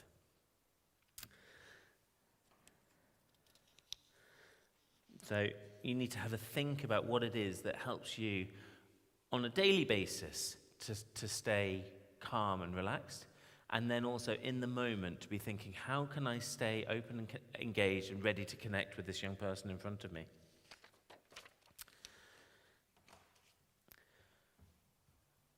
You might have heard of Maslow's hierarchy of needs. Hands up if you've heard of Maslow. Everyone. Excellent. We're familiar with it. I think, fundamentally, Maslow says we need to put into place the basics. We need to get the safety and security, food, shelter, warmth. We need to get those things in place first before we start thinking about psychological, or what he calls self-actualization. That's kind of developing a sense of identity and a sense of purpose. So we need to get those building blocks in place first. Now, I think that during the pandemic and during lockdown, lots of those core building blocks at the bottom have been knocked out. And I think that that has left us feeling, all of us feeling, a little uncertain, and it's much harder then to be thinking about ourselves and our own mental state, and to be thinking about our identity, who we are, who we want to be, our future, our purpose. Those things suddenly become less important because actually day to day we're trying to think, how do we keep ourselves safe? So I think as you're reconnecting with the young people that you work with, it's really important that you're thinking, do they have those fundamental basic building blocks in place at the moment? What's been shaken? What's been unsettled for them? Because there's no point in doing all the other great stuff that you're going to do with young people and helping them grow in their faith and grow as young people. You can't do those things effectively if actually they're worried about where their next meal is coming from, or they're worried about their own safety and security. I think, and there have been so many losses that we talked about before lunch. There have been so many losses that young people have experienced that I think it's going to take them time to get back into the rhythm and routine of meeting together as a group. It was really positive to hear before lunch about how young people are so thirsty to come back into those group settings. But I think it's going to take time to build those relationships, build those routines back up again when you're meeting face to face. And I think it's important that we allow time for that as well. We allow time for people to get back into that routine. Johnny was pointing something at me. I was getting worried.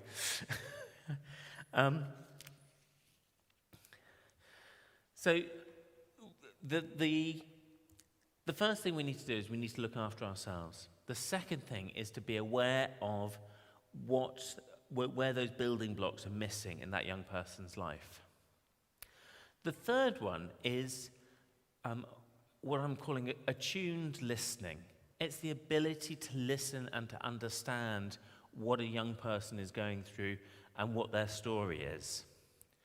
I'm sure that you are all excellent listeners. In the roles that you're in, you are listening to young people all of the time. And it's that's going to really help young people to feel heard and understood. And it's as they feel heard and understood that they're able to start to process the trauma that they've experienced. I think it's really important that as you are listening to young people tell their stories of what has happened, that you don't make assumptions about what they're telling you.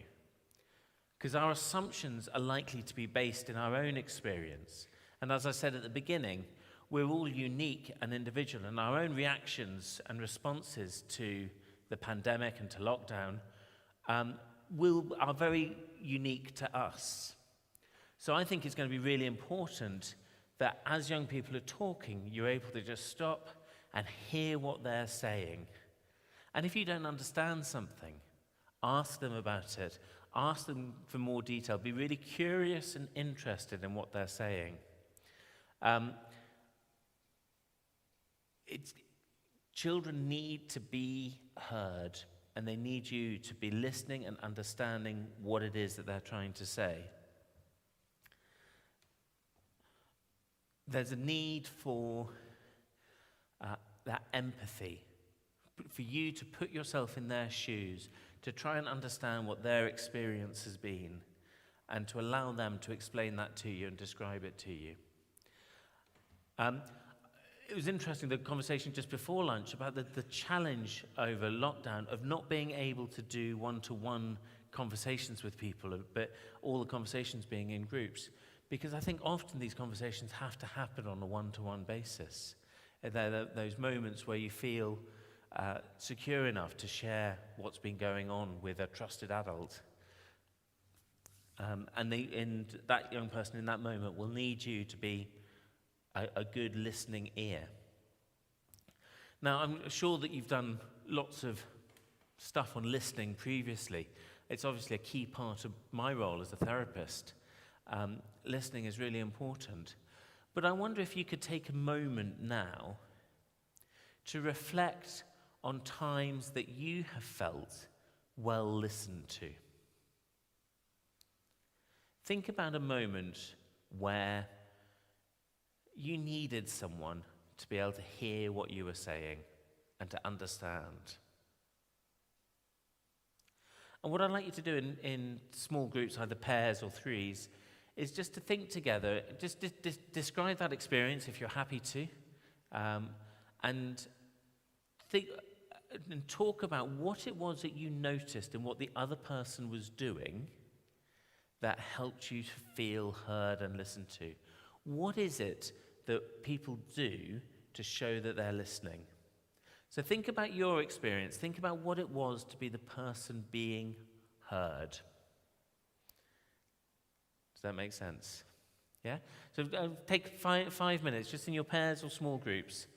What is it like to be listened to, and how do you know that the other person is listening to you?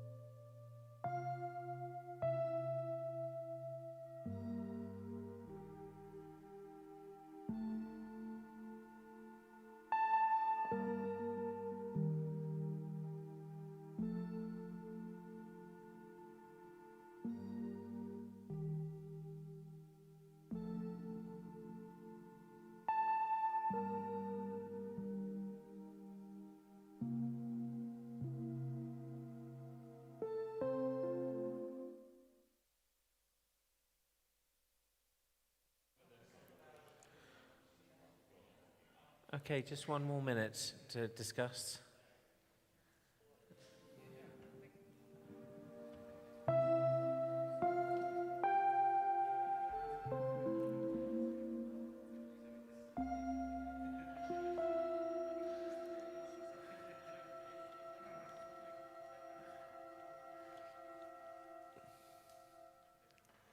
Okay. Sorry, Jack, I'm interrupting you. What kind of things do you notice when you're being listened to? What have you been aware of? Do you say anything in this group?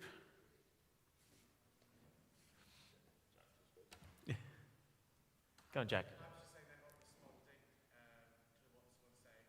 Maybe by asking more questions about what they're doing, responding to what they've said. So asking questions about what they were saying. Actively listening and actively Yeah. So noticing what it is that they've said and asking a really specific question about that. Yeah, I think that's a really good strategy, really good tool to have. Yeah. Anything else from... Maybe like going down, sorry, just elaborating what you're saying. They might tell you something, and instead of taking it to a new direction, you're sort of maybe picking up keywords, Yeah? trying to pick up keywords of what you're saying and help draw out more of what you're trying to say, instead of adding something that's slightly kind of what you're saying, but really just changing the subject a little bit. So in normal, so what you're saying is pick up on something that they're saying and kind of explore it in a bit more detail. Yeah, absolutely. In normal conversation, you tell me a story and I'll tell you, something similar happened to me. Like that. And that's fine, that's great in normal conversation. And you kind of feel like there's an interaction there.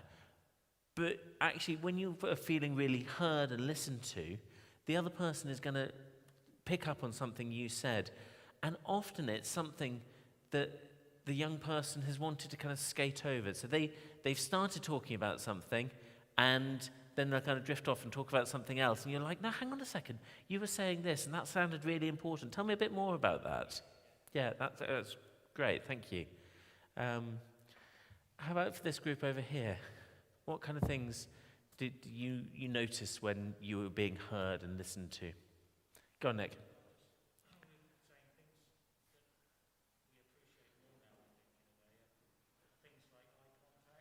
Eye contact's really important. Yep.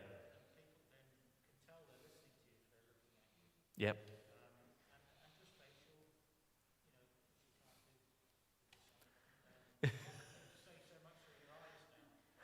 Yeah, you can't even smile at someone, can you? I was passing someone in the supermarket with a face mask on.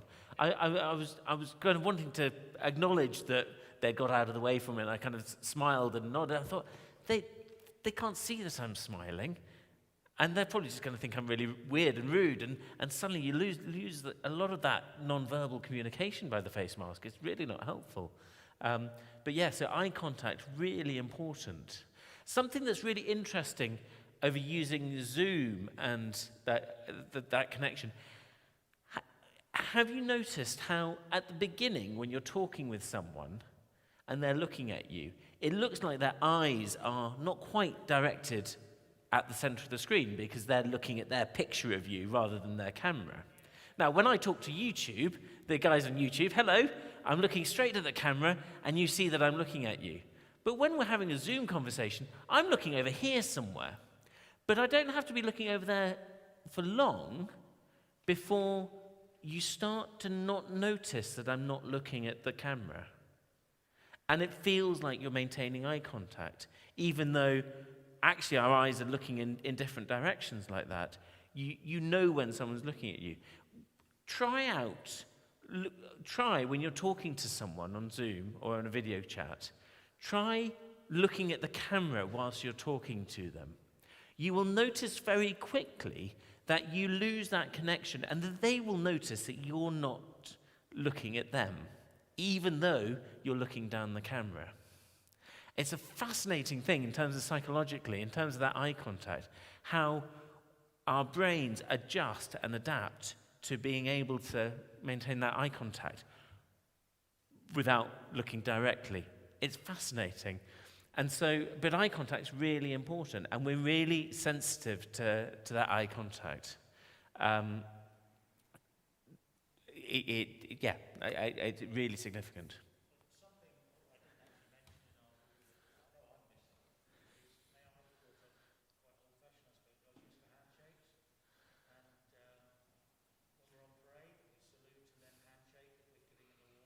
Mm-hmm. It's just not there.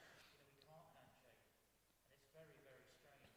Which maybe to younger people, they don't do it maybe, but for older people, it's something we were brought up with, and it's just weird not to be able to do that. Yeah. So losing that ability to have that handshake, that connection that says, I'm in your space, and we're both okay with that, and we've consented to be in this space together, and that creates the opportunity for that relationship and interaction as well. Yeah, absolutely. Thank you, Nick, for that. Anyone else from that group want to say anything?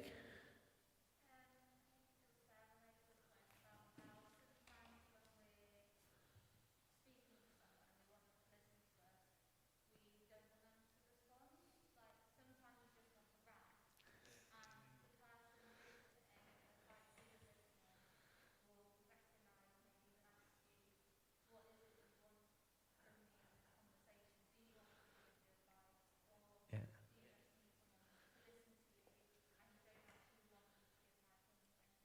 Yeah. So some people. So when we are listening to people, sometimes actually what people want from us is for us not to say anything. And you can do a lot of listening to people just with, oh, you're doing it now, just the nods and the smiles and the eye contact, and which shows that you're connected and engaged, but you're not having to interrupt or anything. But what you're saying is actually ask the question. Is it okay for me to say something here? Is it okay for me to interrupt you and just ask a bit more about that? Or do you just want to have a rant? Sarah is saying this as a GP, which means, she's only allowing people to rant for 5 minutes and then they're out. Is that about right? Yeah, but yeah, it's sometimes it's really important that people have that opportunity just to offload and to tell you what's been going on without you interrupting. I remember I had a supervisor once 10 years ago who I would start telling the story and I needed to give the background and to establish the situation of what I was describing to him. And I would get 2 minutes into this, 30 seconds into this description, and he'd start picking me up on stuff and say, why did you do that? And what's going on there? I was like, I want to get to the bit that I need to tell you, but you need to know the background first. And it really struggled. I struggled to feel heard in that situation. Thanks, Emily. James, anything from our YouTube Zoomers?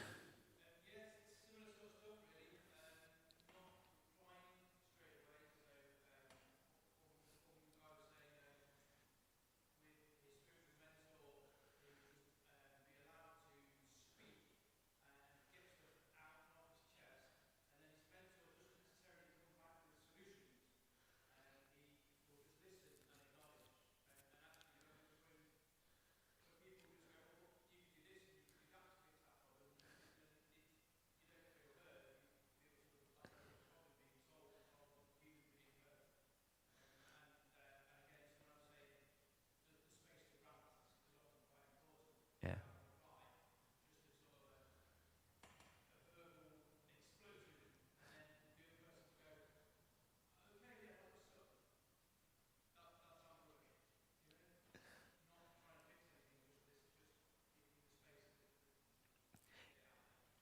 Yeah, so not responding immediately and not trying to come up with too many, with all the solutions.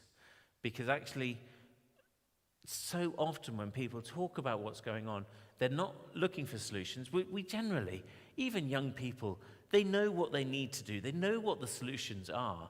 What they need to do is they need to be heard. And so that then they can get past the trauma of dealing with what they're dealing with, and they can move on to the solution, which is what they know, but they're just feeling stuck in that moment.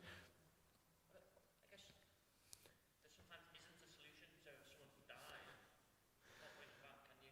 No. So it's like sometimes the only thing you can do is listen. And Yeah. that is as much of a solution, just the act of listening, I suppose. Absolutely. And just someone going, I hear you. Yeah. It's rubbish, isn't it? It's just awful for you at the moment. And yeah, absolutely. There aren't solutions. So just being able to sit with them, experiencing their emotions, sharing in that emotion with someone is really, really valuable. That if you feel that someone else is able to hold on to some of that emotion for you, you don't have to carry it all by yourself.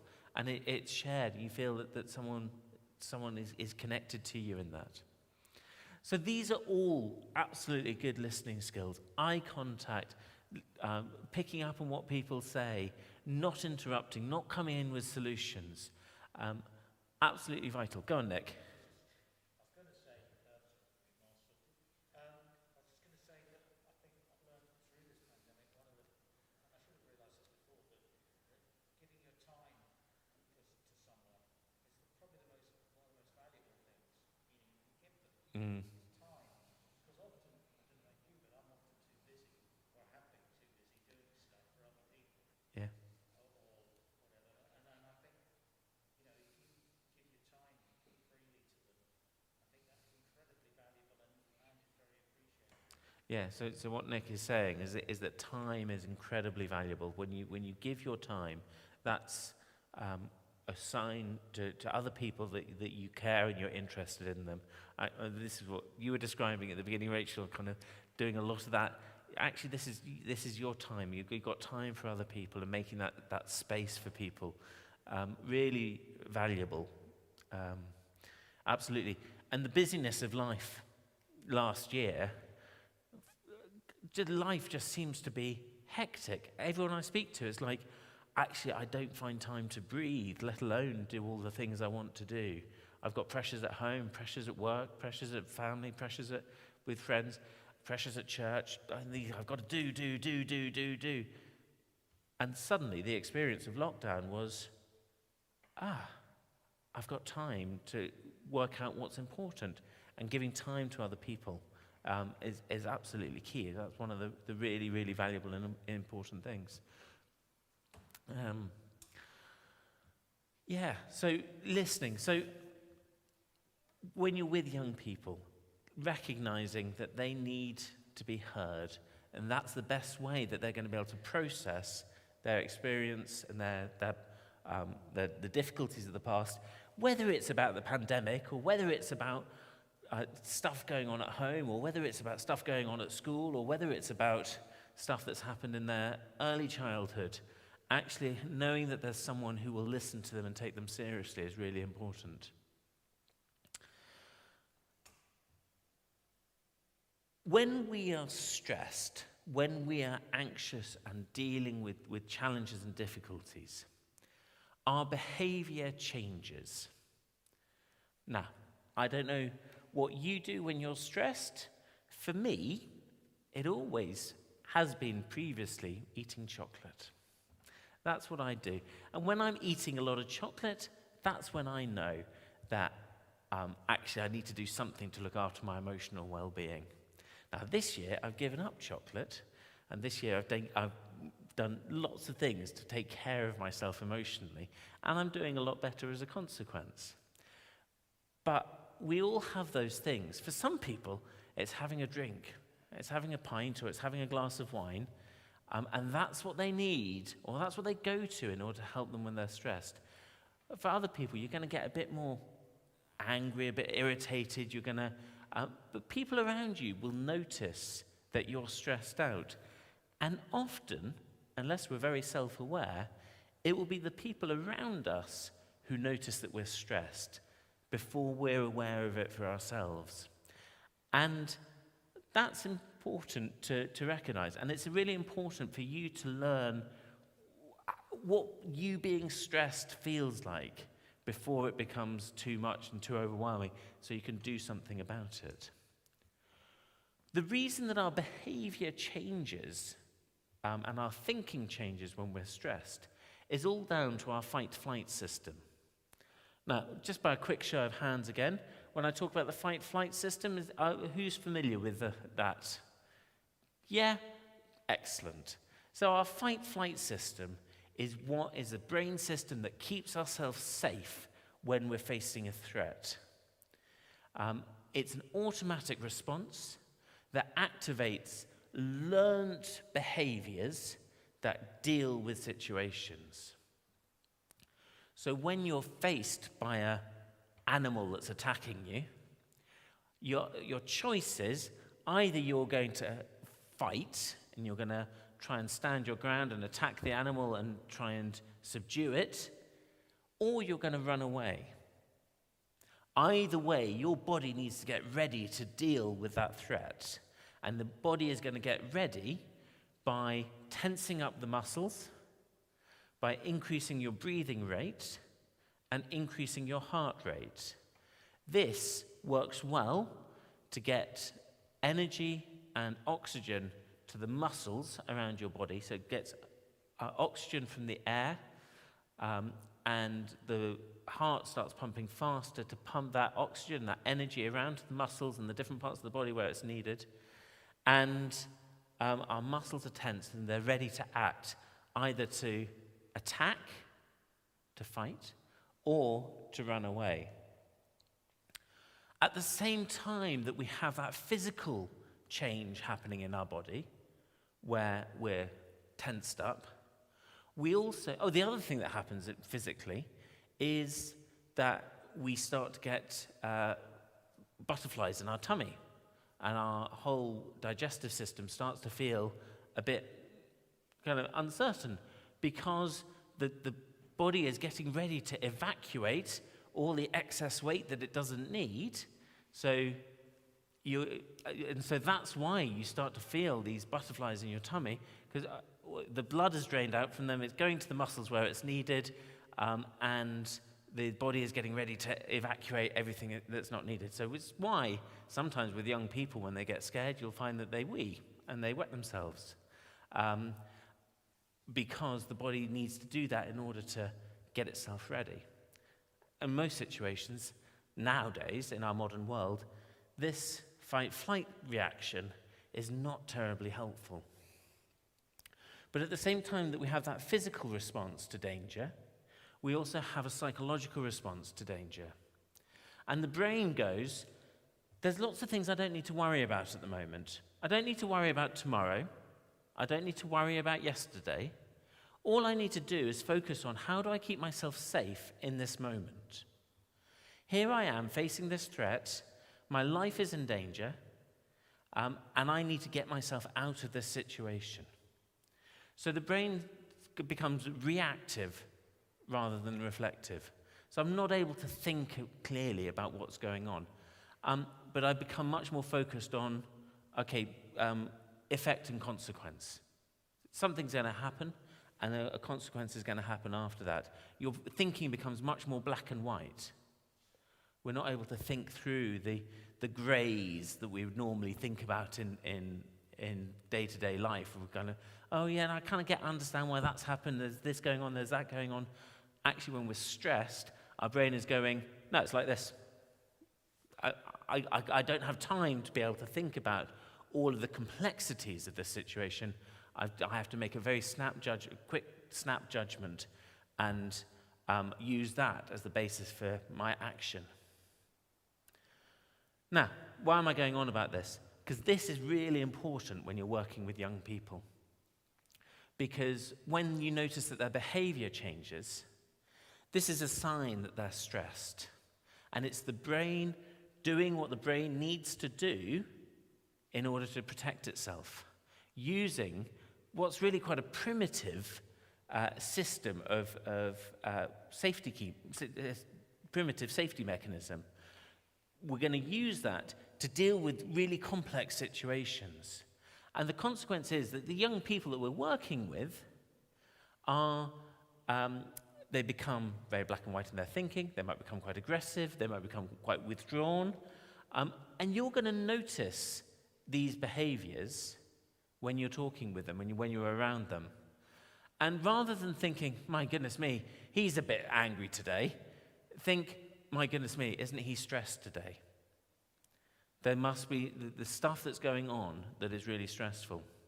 So I think that for me, the fourth thing that's really important for you when you're working with young people is to notice those changes in behavior and changes in presentation that say something's not quite right here. They're really stressed. Because children aren't going to come to you and say, well, some children might, most children don't. They aren't going to come and say, you know what, I'm really stressed out today. This has happened and that has happened, and I don't know what to do. Can you help me? I say that a lot of the young people that I work with have looked after children and children in foster care, and who have experienced early life trauma find it particularly difficult to think about their internal states and to recognize them. Now, I think some children, it's interesting, I was talking to Sarah at lunchtime, and her son is able to articulate quite clearly, he's 8 years old? 7 years old. And he's able to articulate quite clearly sometimes how he's feeling emotionally. And that's fantastic, that's phenomenal. But for lots of children who haven't had the good experience of a fantastic uncle, but also great parents as well, in their lives, actually they don't know how to name and describe the emotional state that their body is in.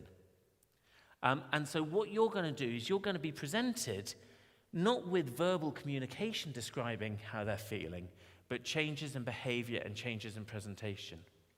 So look out for those bits when they're a bit more distracted, a bit more angry, a bit more frustrated. They're getting wound up easily. They're getting into arguments and disagreements with people more easily. Or they're just wanting to hide away. They sit in a corner and don't really want to talk. They're not turning up to events. They're not responding quickly to messages like they used to. Or there's been a change, and it's the change that tells you something's not quite right.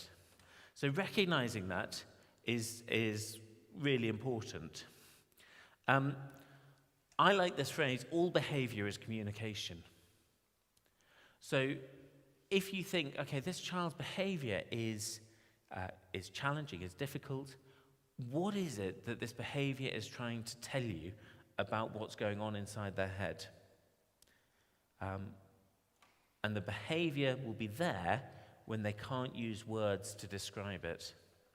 And I think your job in that situation then is to give them the words to help them describe it and to name some of what's going on and just to come alongside them and go, I get that it's been a really tough week for you. I get that you found this really difficult. I know that you had an argument yesterday with your mum and that's been really challenging. And just to start to name some of the things that might be on their mind and might be causing them stress. Or if you don't know what's been going on, just to come up alongside them and go, gosh, I can tell that you're really struggling at the moment. I can tell that there's stuff on your mind because I noticed that you were being a bit more, you were a bit more stroppy than you are normally. And I just thought that probably means that you're struggling a bit at the moment. And I wondered if you were able to tell me what's going on. And just to create that space where it's okay to talk about those things and recognize them.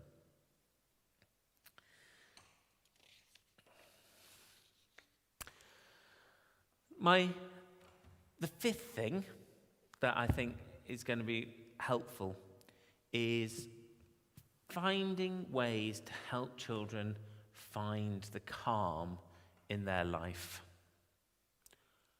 And these are things that you can do as adults as well to help find that space where you feel calm and you're helping to slow your body down and get ready to connect and engage with people.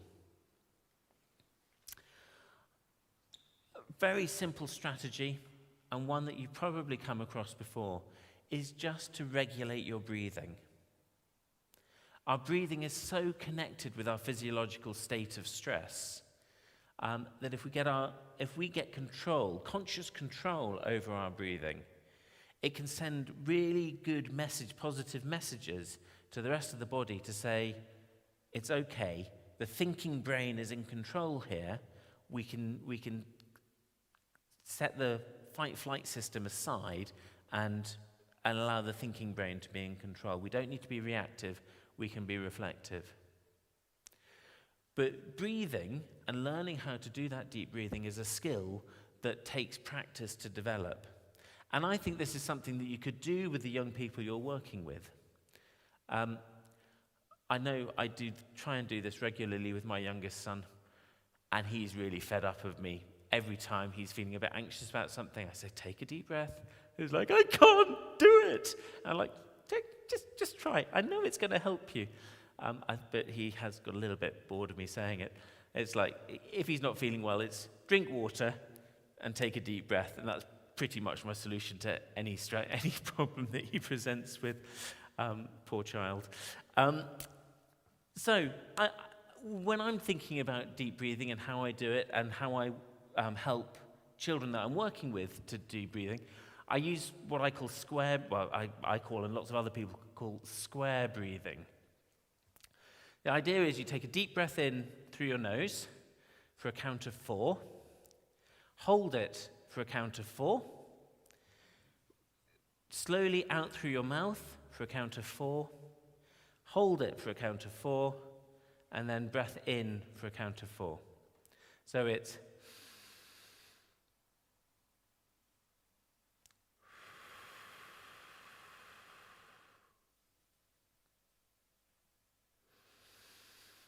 like that. And do that just 3 times. And when you're taking the breath in, it sometimes can help just put your hand on your tummy and to feel the chest expand as you take the breath in. Something I find really confusing, when people are going through a tight gap, what do they say when they say when you're going through a tight gap? What do people say? Breathe in. Stupid thing to do. When you breathe in, your tummy expands. But actually, when we want to suck our tummy in, we go, no. Actually, that constricts our lungs. When we tuck our tummy in and we breathe in, that constricts us. That enables us to take less oxygen into our lungs. So what we should be doing when we're breathing in is I want you to imagine your lungs as 2 great balloons inside your chest. And you're filling those balloons up, and those balloons are pushing out against your rib cage. And you should be trying to take the breath right down to your diaphragm. And so your whole chest is expanding as you breathe in. So I think, with your permission, I think it'd be a really good opportunity to just do this, practice this a few times. We'll do 3 deep breaths whilst you're sat in the room. Are you okay with this? Yeah? Now, you guys have to keep your masks on. So I have no idea whether you're doing it or not. But I trust that you'll be doing it if you're finding it helpful. And perhaps for you guys who are watching this at home, it might be worth just trying to do this along with us as well. So I will count. Can we have on the screen the slide with the picture of the square breathing on? Should be there. So I want you to imagine as we're doing it that we're going around that square. So and roughly for a count of 4 on each side. Sit comfortably, feet flat on the floor. Comfortable. It might help you so you're not distracted, just to close your eyes as well. I'm going to keep mine open. No one else is going to walk around the room or disturb you or distract you. So you're safe to close your eyes if you feel comfortable to do that. So what I want you to do is I want you to take a deep breath in through your nose. 1, 2, 3, 4. Hold it. 2, 3, 4. Slowly out through your mouth. 2, 3, 4. Hold it. 2, 3, 4. In through your nose. 2, 3, 4. Hold it. 2, 3, 4. Out through your mouth. 2, 3, 4. Hold it. 2, 3, 4. In through your nose. 2, 3, 4. Hold it. 2, 3, 4, out through your mouth, 2, 3, 4. And allow your breathing just to come back to a relaxed state.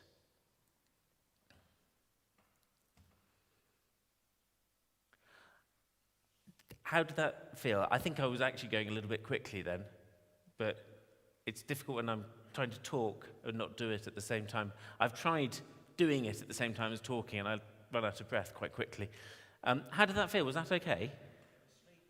You're ready to go to sleep? Oh, just wait, we've got lots more to come. Right, that's my aim, is to get Nick fast asleep by the end of the session. Anyone else? Is this an exercise you're familiar with? Have you done something like this before? Yeah? There are lots of different kind of guidelines on how to do deep breathing, and whether you go in for 5 and out for 2. There are lots of I just find the square breathing really simple, because it just says you can just kind of picture yourself going around that square, in and out. Did you feel like you were taking a breath that went a bit deeper and a bit fuller than your ordinary breathing? Yeah?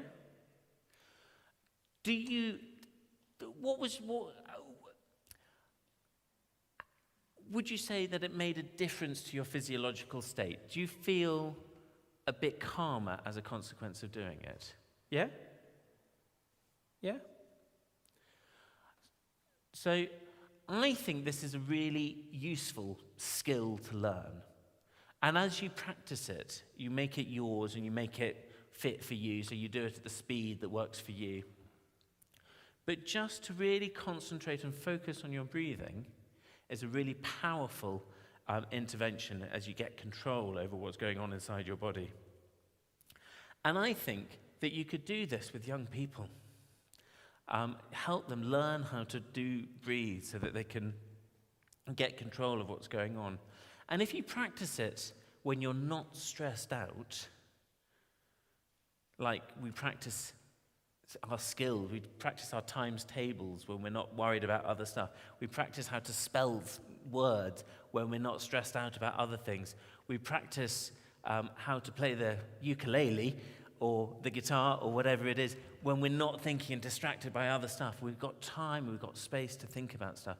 So that when we're in a time when it matters, we can access that skill without thinking about it too much. And that's really important with this deep breathing, is that actually when you're feeling stressed and when you're about to go into a session with a young person, you think, my head is about to explode, I don't know what's going on, I don't know what's happening to me. You can think, your body can automatically go to that deep breathing as a reaction and think, okay, I'm going to get control of my state of mind here so that I'm ready to connect and engage with that young person. So I would encourage you guys to practice that. It doesn't take long, and that took, a minute and a half to do those 3 deep breaths. Do it 3 or 4 times a day. Do it in the morning, do it in the evening, do it at meal times, just to help regulate yourself. And encourage the young people you're working with to do that along with you as well. I think for younger children who find that really difficult, hands up people who work with primary school age children as well as adolescents. So a few of you, you work with everyone. Using bubbles is a really good way. Just getting a pot of bubbles and getting them to blow a stream of bubbles out is a really good way of helping them to regulate their breathing. So get them to take a deep breath in and try to make a constant stream of bubbles coming out of the hoop, with similar size bubbles. Because if they're all over the place, the bubbles don't work. But if you can, you make a nice steady stream of similar size bubbles. And getting younger children to do that is a really effective way of helping them regulate their breathing. Nick?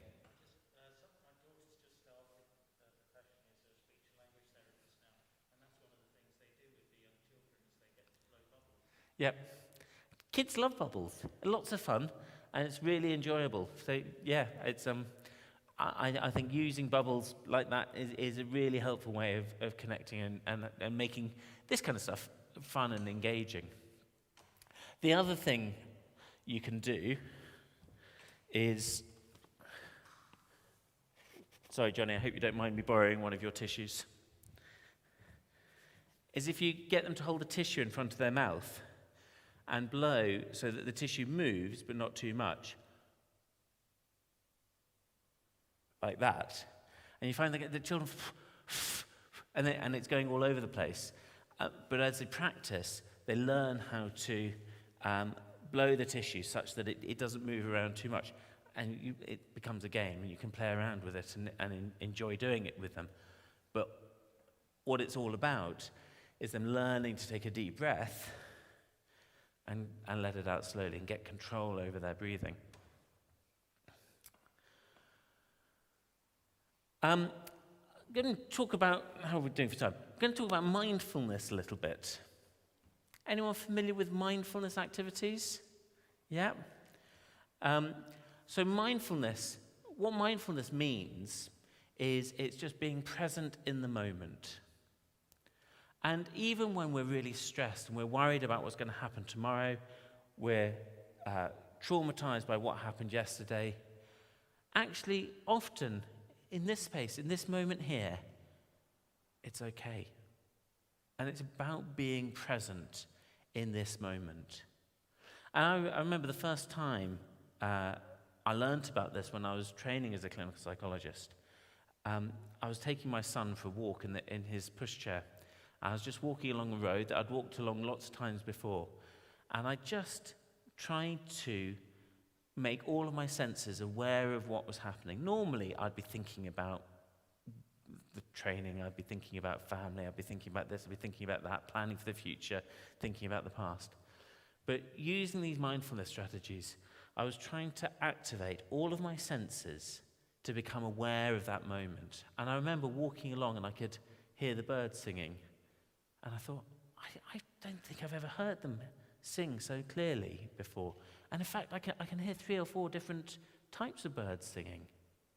I can hear the wind in the trees. And I can feel the wind on my skin. And I can feel it change, the wind change as I walk along. And sometimes it's stronger and sometimes it's lighter. And I can feel my clothes sat on my skin and where they are. And I can taste the air. And I remember just thinking, gosh, this is really powerful.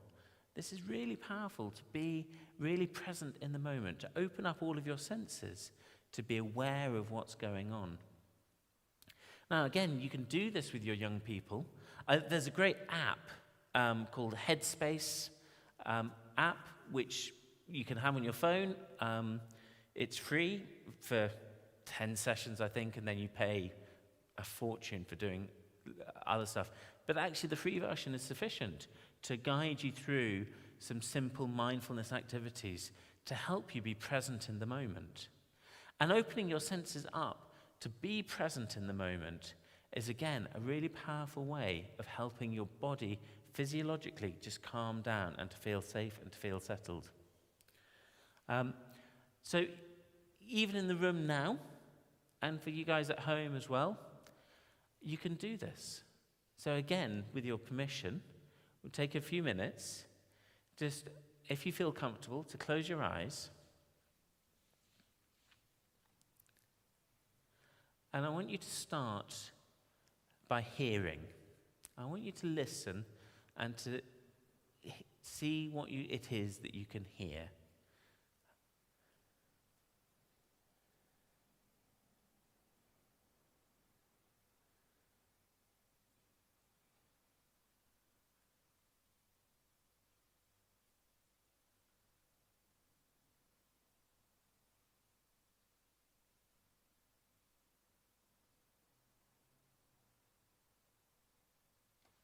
As you do this, you may notice that other thoughts come into your head. As you slow your thinking down and you become focused on the noise of the cars or the noise of around the church and other people breathing, other thoughts may come into your mind. You may suddenly think, gosh, what am I going to cook for dinner tonight? Now you're all thinking that. Or you're thinking about, what am I going to do with that group of kids tomorrow? Or what am I going to say to X when I see them next week? Allow those thoughts to come into your brain, recognize them as thoughts that have come in, and like you're sat at the side of a motorway watching the cars whiz by, just allow that thought to drive on past and to wave it goodbye and refocus your brain back on what it is that you can hear.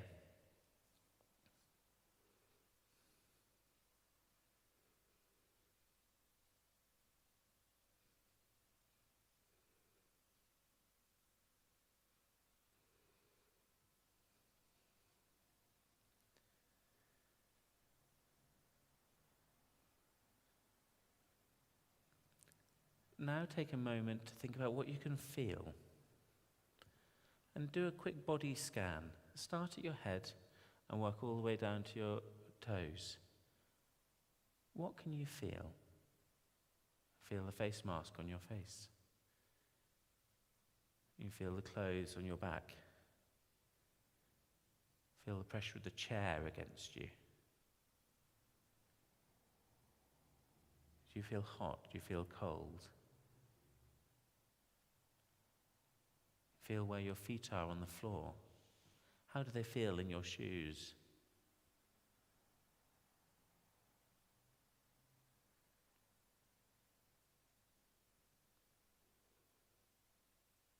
Again, as you do this, you'll notice those thoughts come in.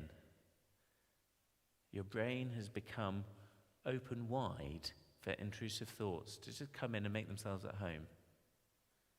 What I want you to do is just acknowledge those thoughts as they come in and just let them pass on by and refocus your mind's eye, on what you can feel in your body.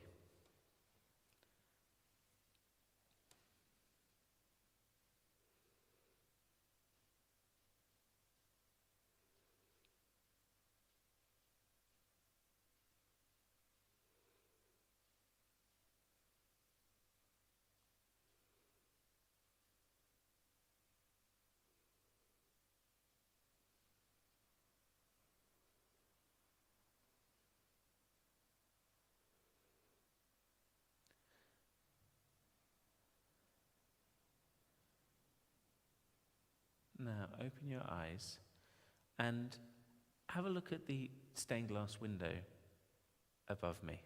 Actually, no, let's not do that. Have a look at something you're so familiar with, the palm of your hand. I want you to look at it in a way that you've never looked at it before. I want you to study it. I want you to notice the wrinkles around the knuckles. I want you to notice the lines in it. I want you to notice the shape of it.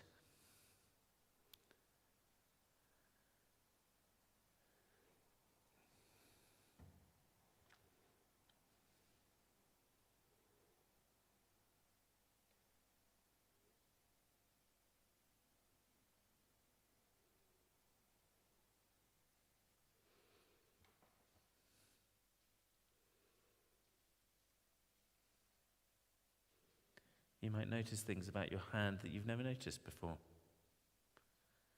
There might be scars that you see that bring back memories of something that happened in your past. If you have those thoughts that come into your brain, just allow them to pass on by and bring your mind's attention back to your hand.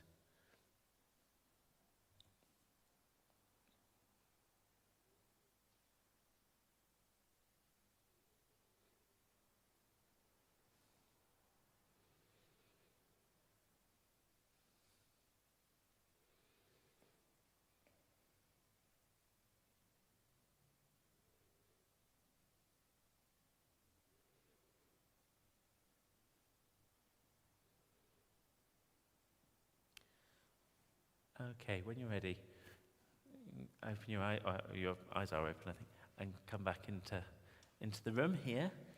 And what was that like? Now, this is a bit weird, isn't it? It's a bit different. It's like, why am I looking at my hand?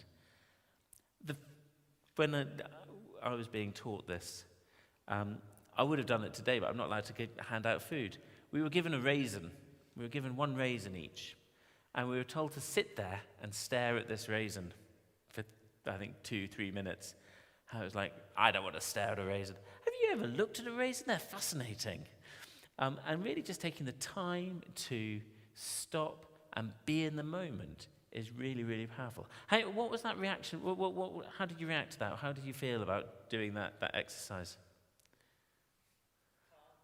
Calm? It helps you to feel calm.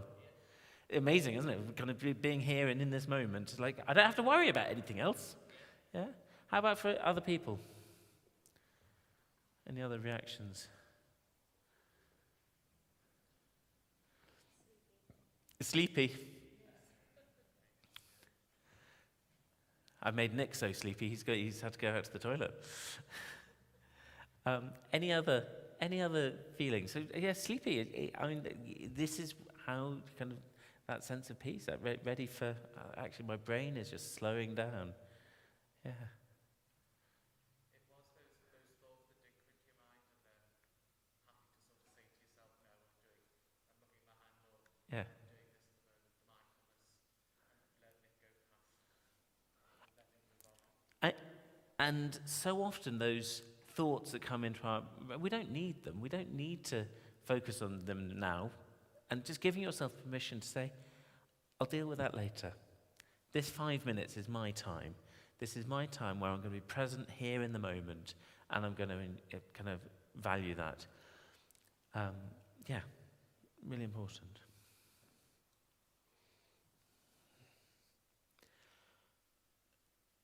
This mindfulness exercise, falling off the stage. I've been walking forward and forward. These mindfulness strategies come from a Buddhist tradition.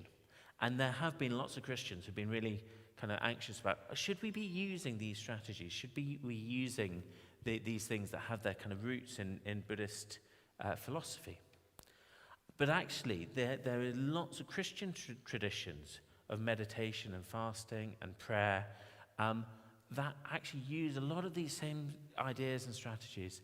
A lot of Gregorian chants, saying the Psalms in a meditative way, is about being present in the moment and focusing on God in the moment rather than being distracted by the pressures and the stresses of the world.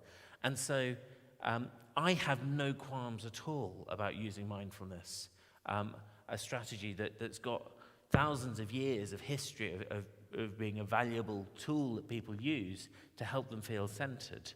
And I use it within a Christian context, and I use it within, because I think it's about us as people. It's about us getting to know ourselves better and to be really present in the moment. That's the key thing. So I've not quite made you fall asleep yet, Nick. I'm working on it. Keep the blood circulating. Yes? Being present in the moment, use a different part of the brain to thinking? You're still using your thinking brain, but what you're doing is you're focused your thinking brain on the moment rather than on the past or on the future, on those anxieties, those worries, the pressures. So yeah, it's about training your thinking brain to be present. Yeah.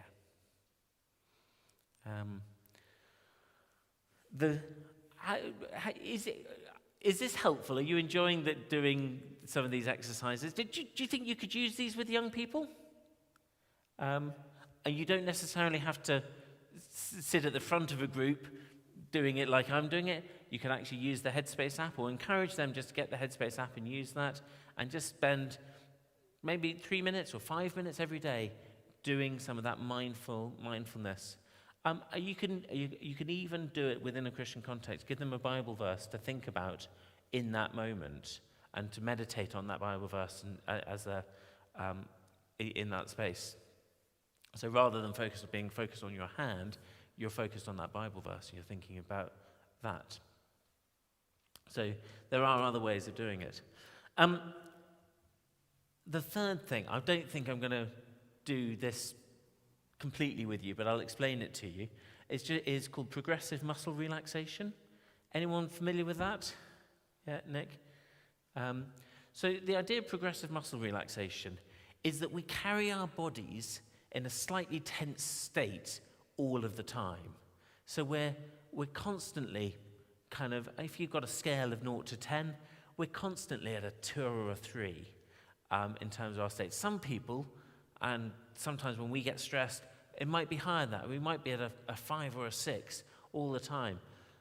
I notice it when I'm driving, and now I've become very conscious of this. That every time I get to a red light, I try and think where my shoulders are, because when I get tense, my shoulders come up here, and I find that I start getting sore shoulders, and I start getting a sore neck.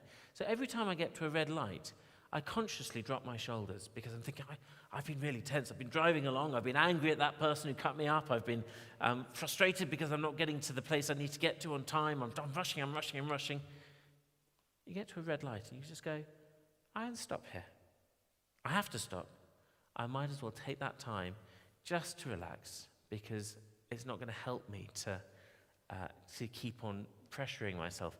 So I use the red light as a signal for me to really be aware of where my tension is.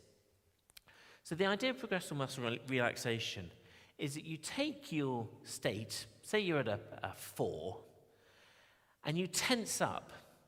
So I would start with the hands, and I would get the person that I'm working with to tense up their hand as tight as they could. And then for maybe 10 seconds or so, and to get them to really focus on what that feels like. Thinking about how the nails dig into the hand, how it feels tight across the back of the hand, how everything else that's going on. And really focus on what it's like to have that fist clenched as tight as you can. And then after about 10 seconds of holding it tight, I get them just to open it up very slowly. And again, over about 10 seconds. And as it's opening up, you become aware of the blood kind of flowing back in. You become aware of the hand changing temperature. You become aware of the skin stretching in different ways. And as you do that, you've taken your prior stress level from a 4 or a 5 up to an 8 in terms of that tension. They're really tight. It's really hard.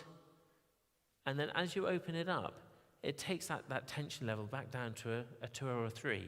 And so you've just dropped it down a bit. Or it might be down to a 1. So the idea is that as you tense up and focus on what's happening, you then allow the muscles to relax to a state that was below where they started at. And it's called progressive muscle relaxation because you start with your hands. I do one hand, then the other hand, then I do the arms and do the biceps and focus on that. Then I do the neck and the shoulders. Then I do tummy muscles. I do tops of the legs. I do bottom of the leg, and then I would do the toes and curling the toes up.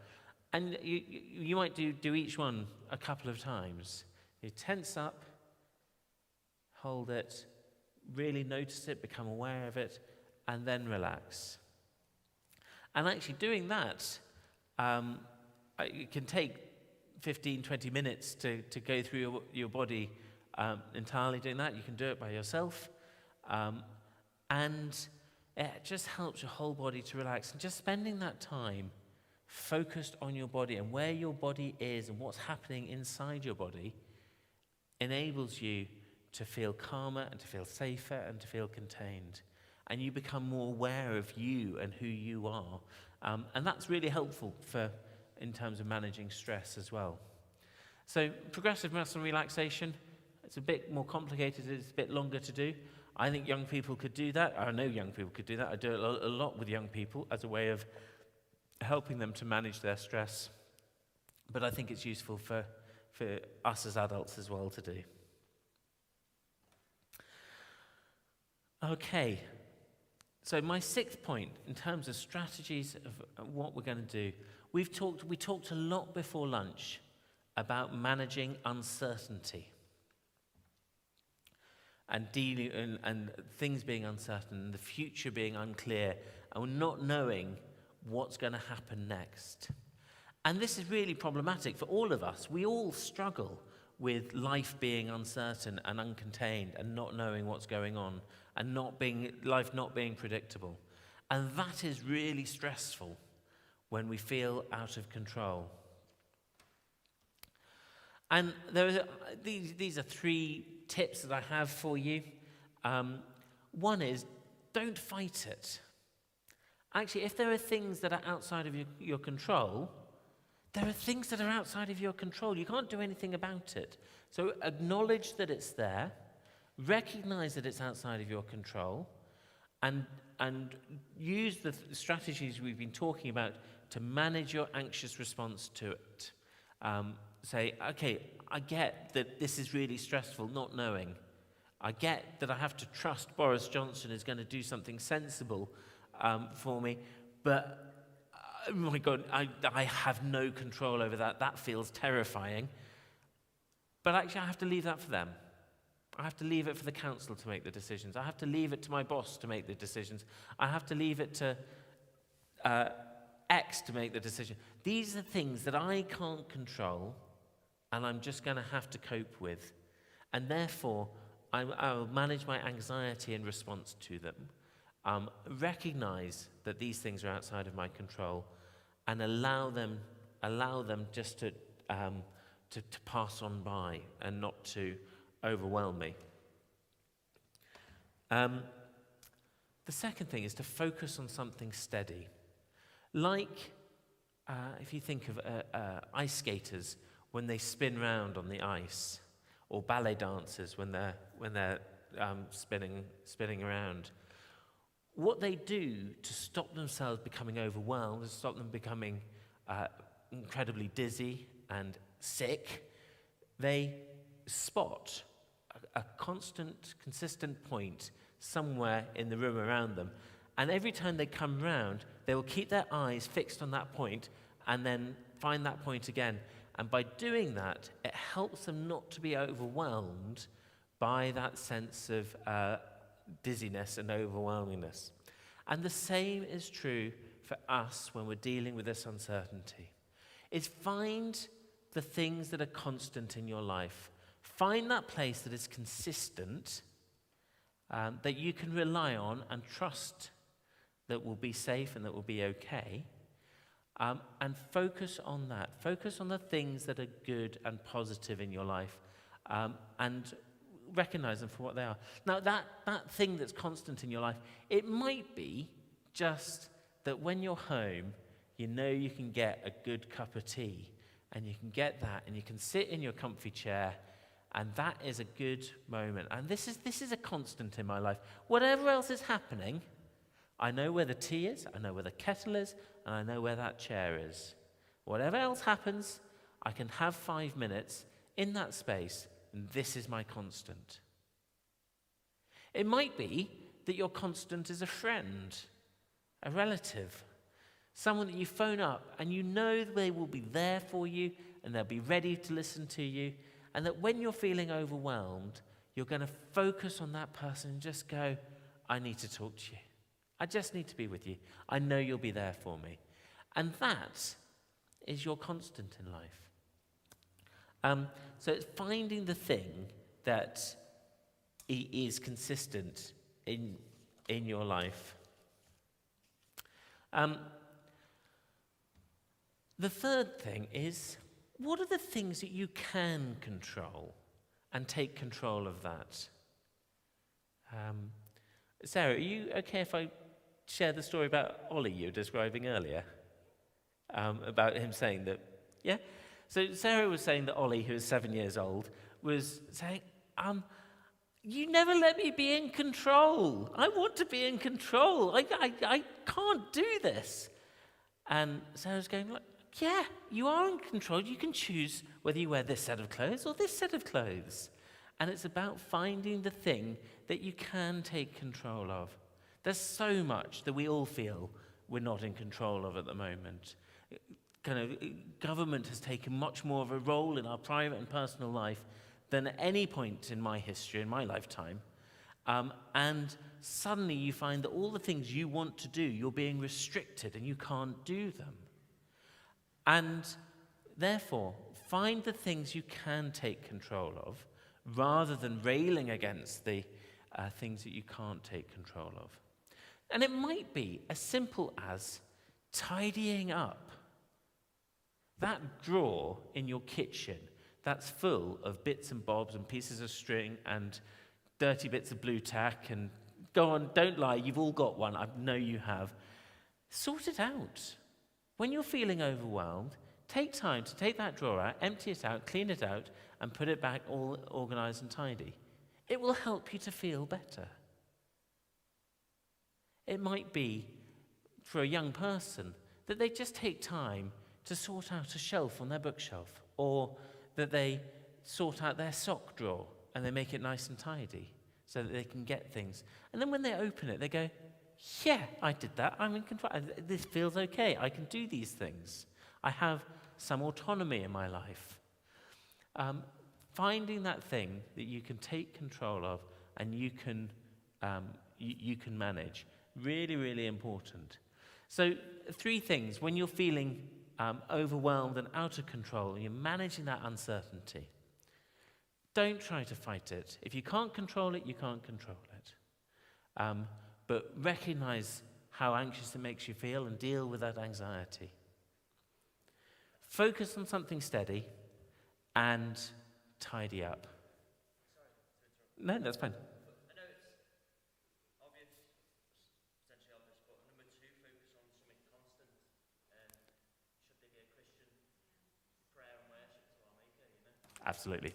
Yeah. So as Christians, God is a constant in our lives. Yeah.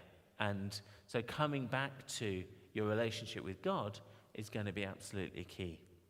Yeah. And we know that whatever else is going on in life, God is there, and thank you for pointing that out. I was going to say that, and I hadn't written it down, and I forgot to say it. So thank you very much for pointing out. I think that's really helpful. God is a constant in our life, and I think that's really, really important that as Christians, we keep our eyes fixed on Him through the uncertainty, and that we direct and encourage our young people to keep their eyes fixed on Him too.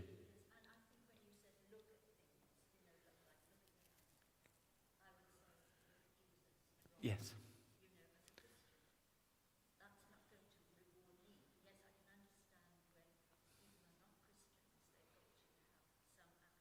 Mm-hmm.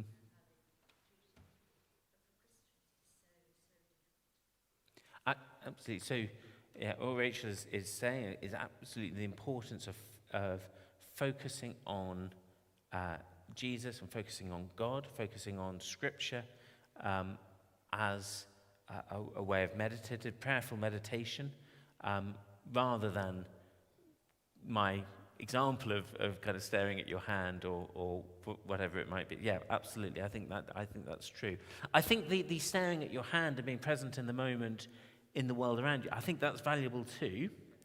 But you're right, absolutely. Let's extend that to having that time of prayerful meditation as well. I think that's really valuable.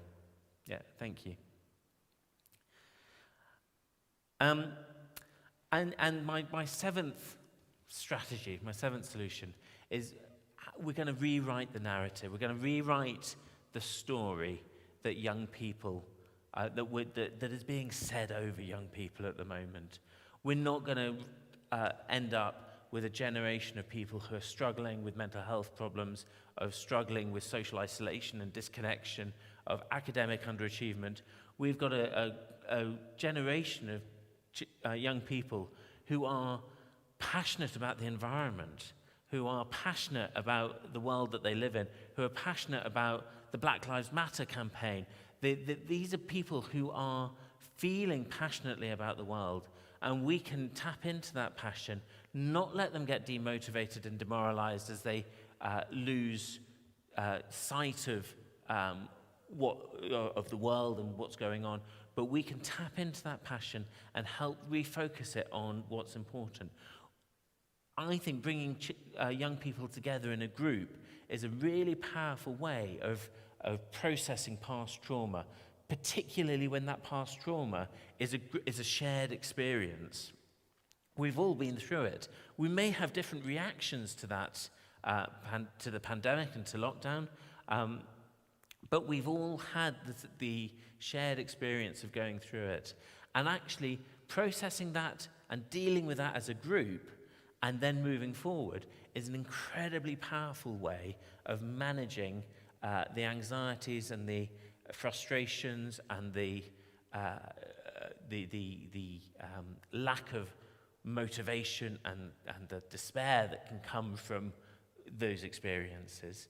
And sharing that as a group and saying, actually, as a group, being motivated to move forward and push forward together. And it might be that you can think of really direct ways to actively process this information.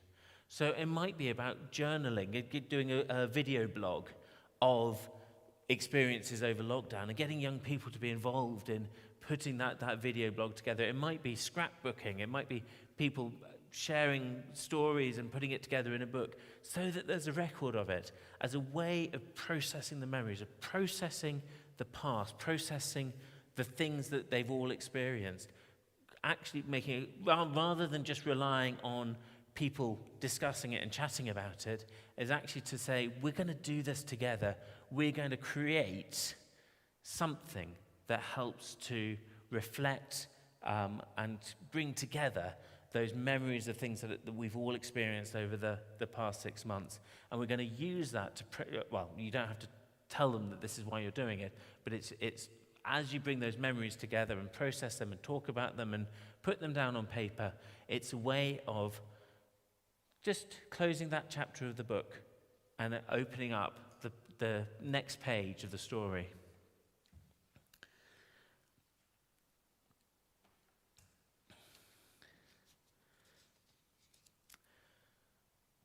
So those are key strategies. I hope they're helpful for you. I hope they're good things to think about. Importantly, you are the key person in this young person's life. You are that. If you see yourself as that person who is going to be making that relationship, making that difference in that young person's life,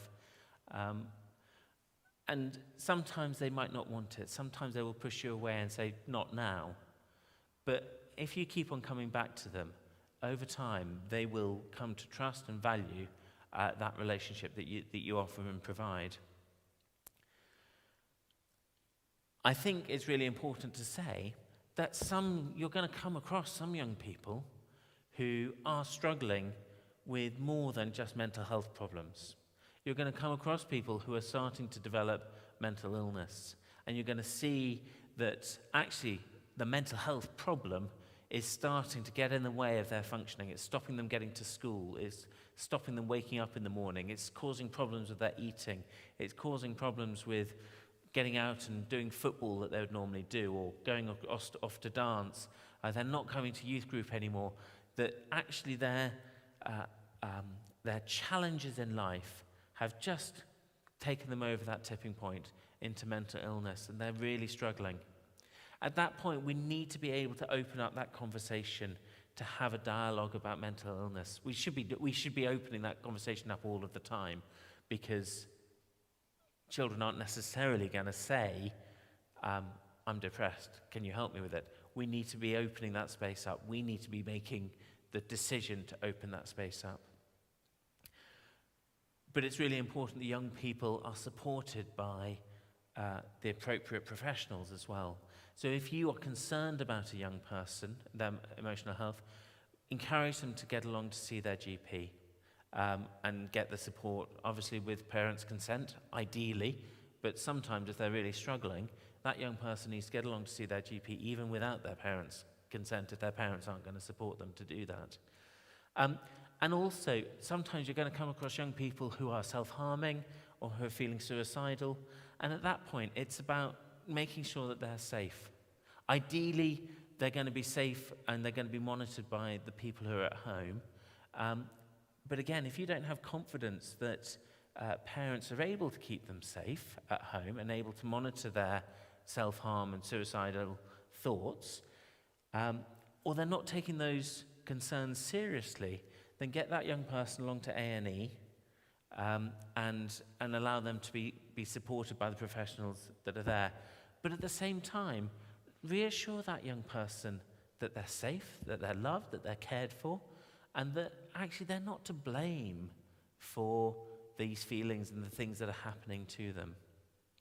And that they are still held in your thoughts and your prayers, even as they're going through that illness, that difficult time.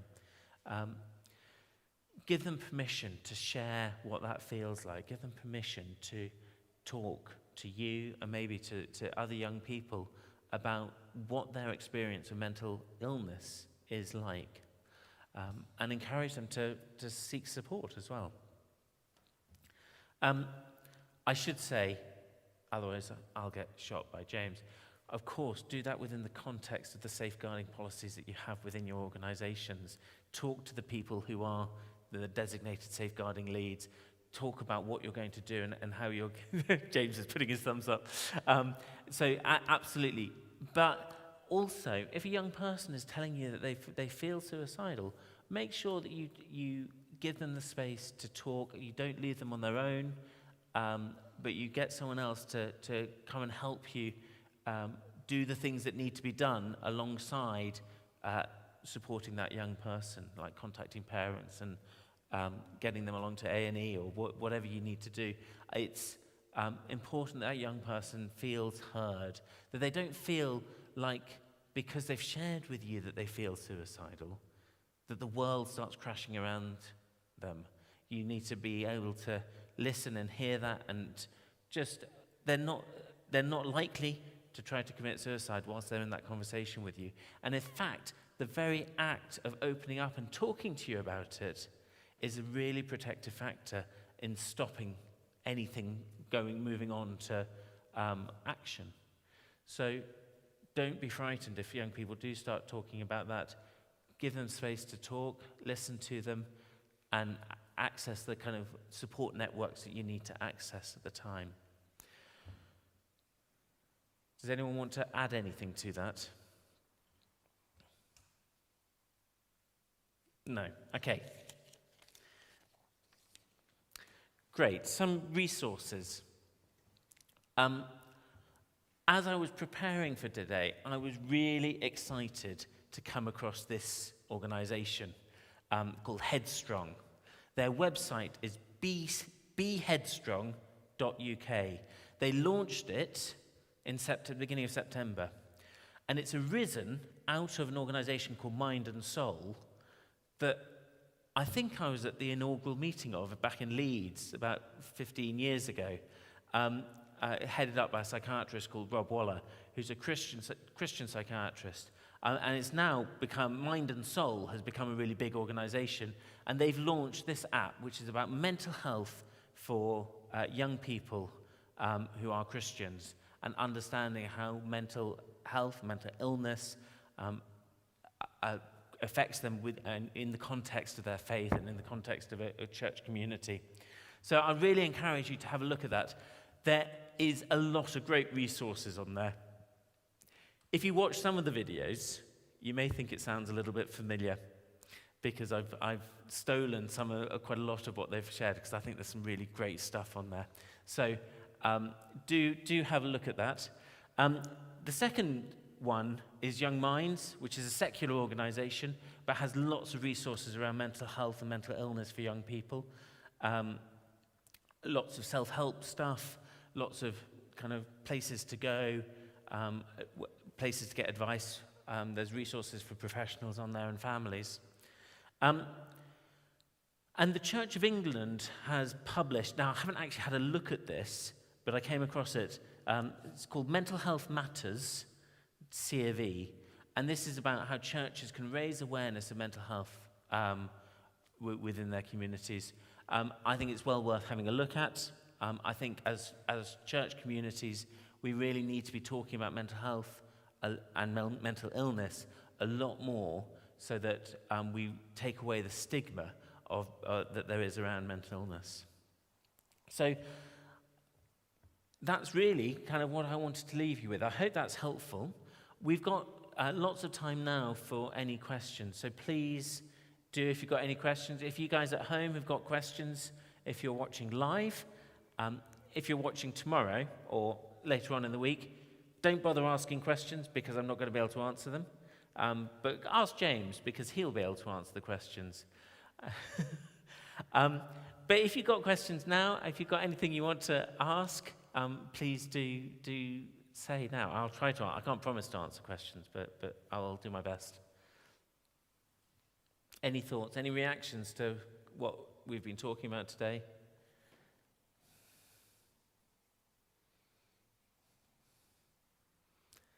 See, this is the point of the day that everyone's thinking, if I ask questions, that means I get to go home later. I don't want to do that.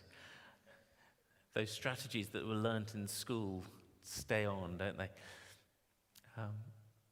Any thoughts? Yeah. Suppose before lockdown and everything, one of the questions that would come up occasionally around youth work was about the appropriate use of physical touch. Was it right for a hug, for an arm around the shoulder, how much, when, what, how, nothing, anything, what age of children, when's that an appropriate expression of care from an attachment figure, as you said. And having had to take all that away and seen the effect of not being able to communicate care through physical touch, I just wondered if you had any thoughts on how that might play out in the long term. Will it be a case that we won't go back to having physical contact, or will it be a case that it will be valued and promoted more because we missed it? I think, like you say, just for the video, question about touch and whether we will get back to using physical touch within our youth work settings, whether that's going to be important or not in a post-COVID world. Is that a fair enough summary? Touch is essential. And we know babies who are deprived of touch do really badly in terms of their development. Touch is absolutely vital to who we are as human beings. What was it you said? A hug for 15 seconds is what we need in order to release dopamine. Is that what you said earlier? 20 seconds. There you go. So a proper hug for 20 seconds has that physiological change within our body. It releases dopamine, which makes us feel happy and content within ourselves. So that touch is a really powerful intervention. I think, like you, Kat, I think a lot of people are really struggling with lack of touch at the moment. I thought one of the most amazing inventions of the lockdown world was the big hanging plastic curtain that people could use with armholes in to give grandparents hugs. Have you seen those and pictures of those?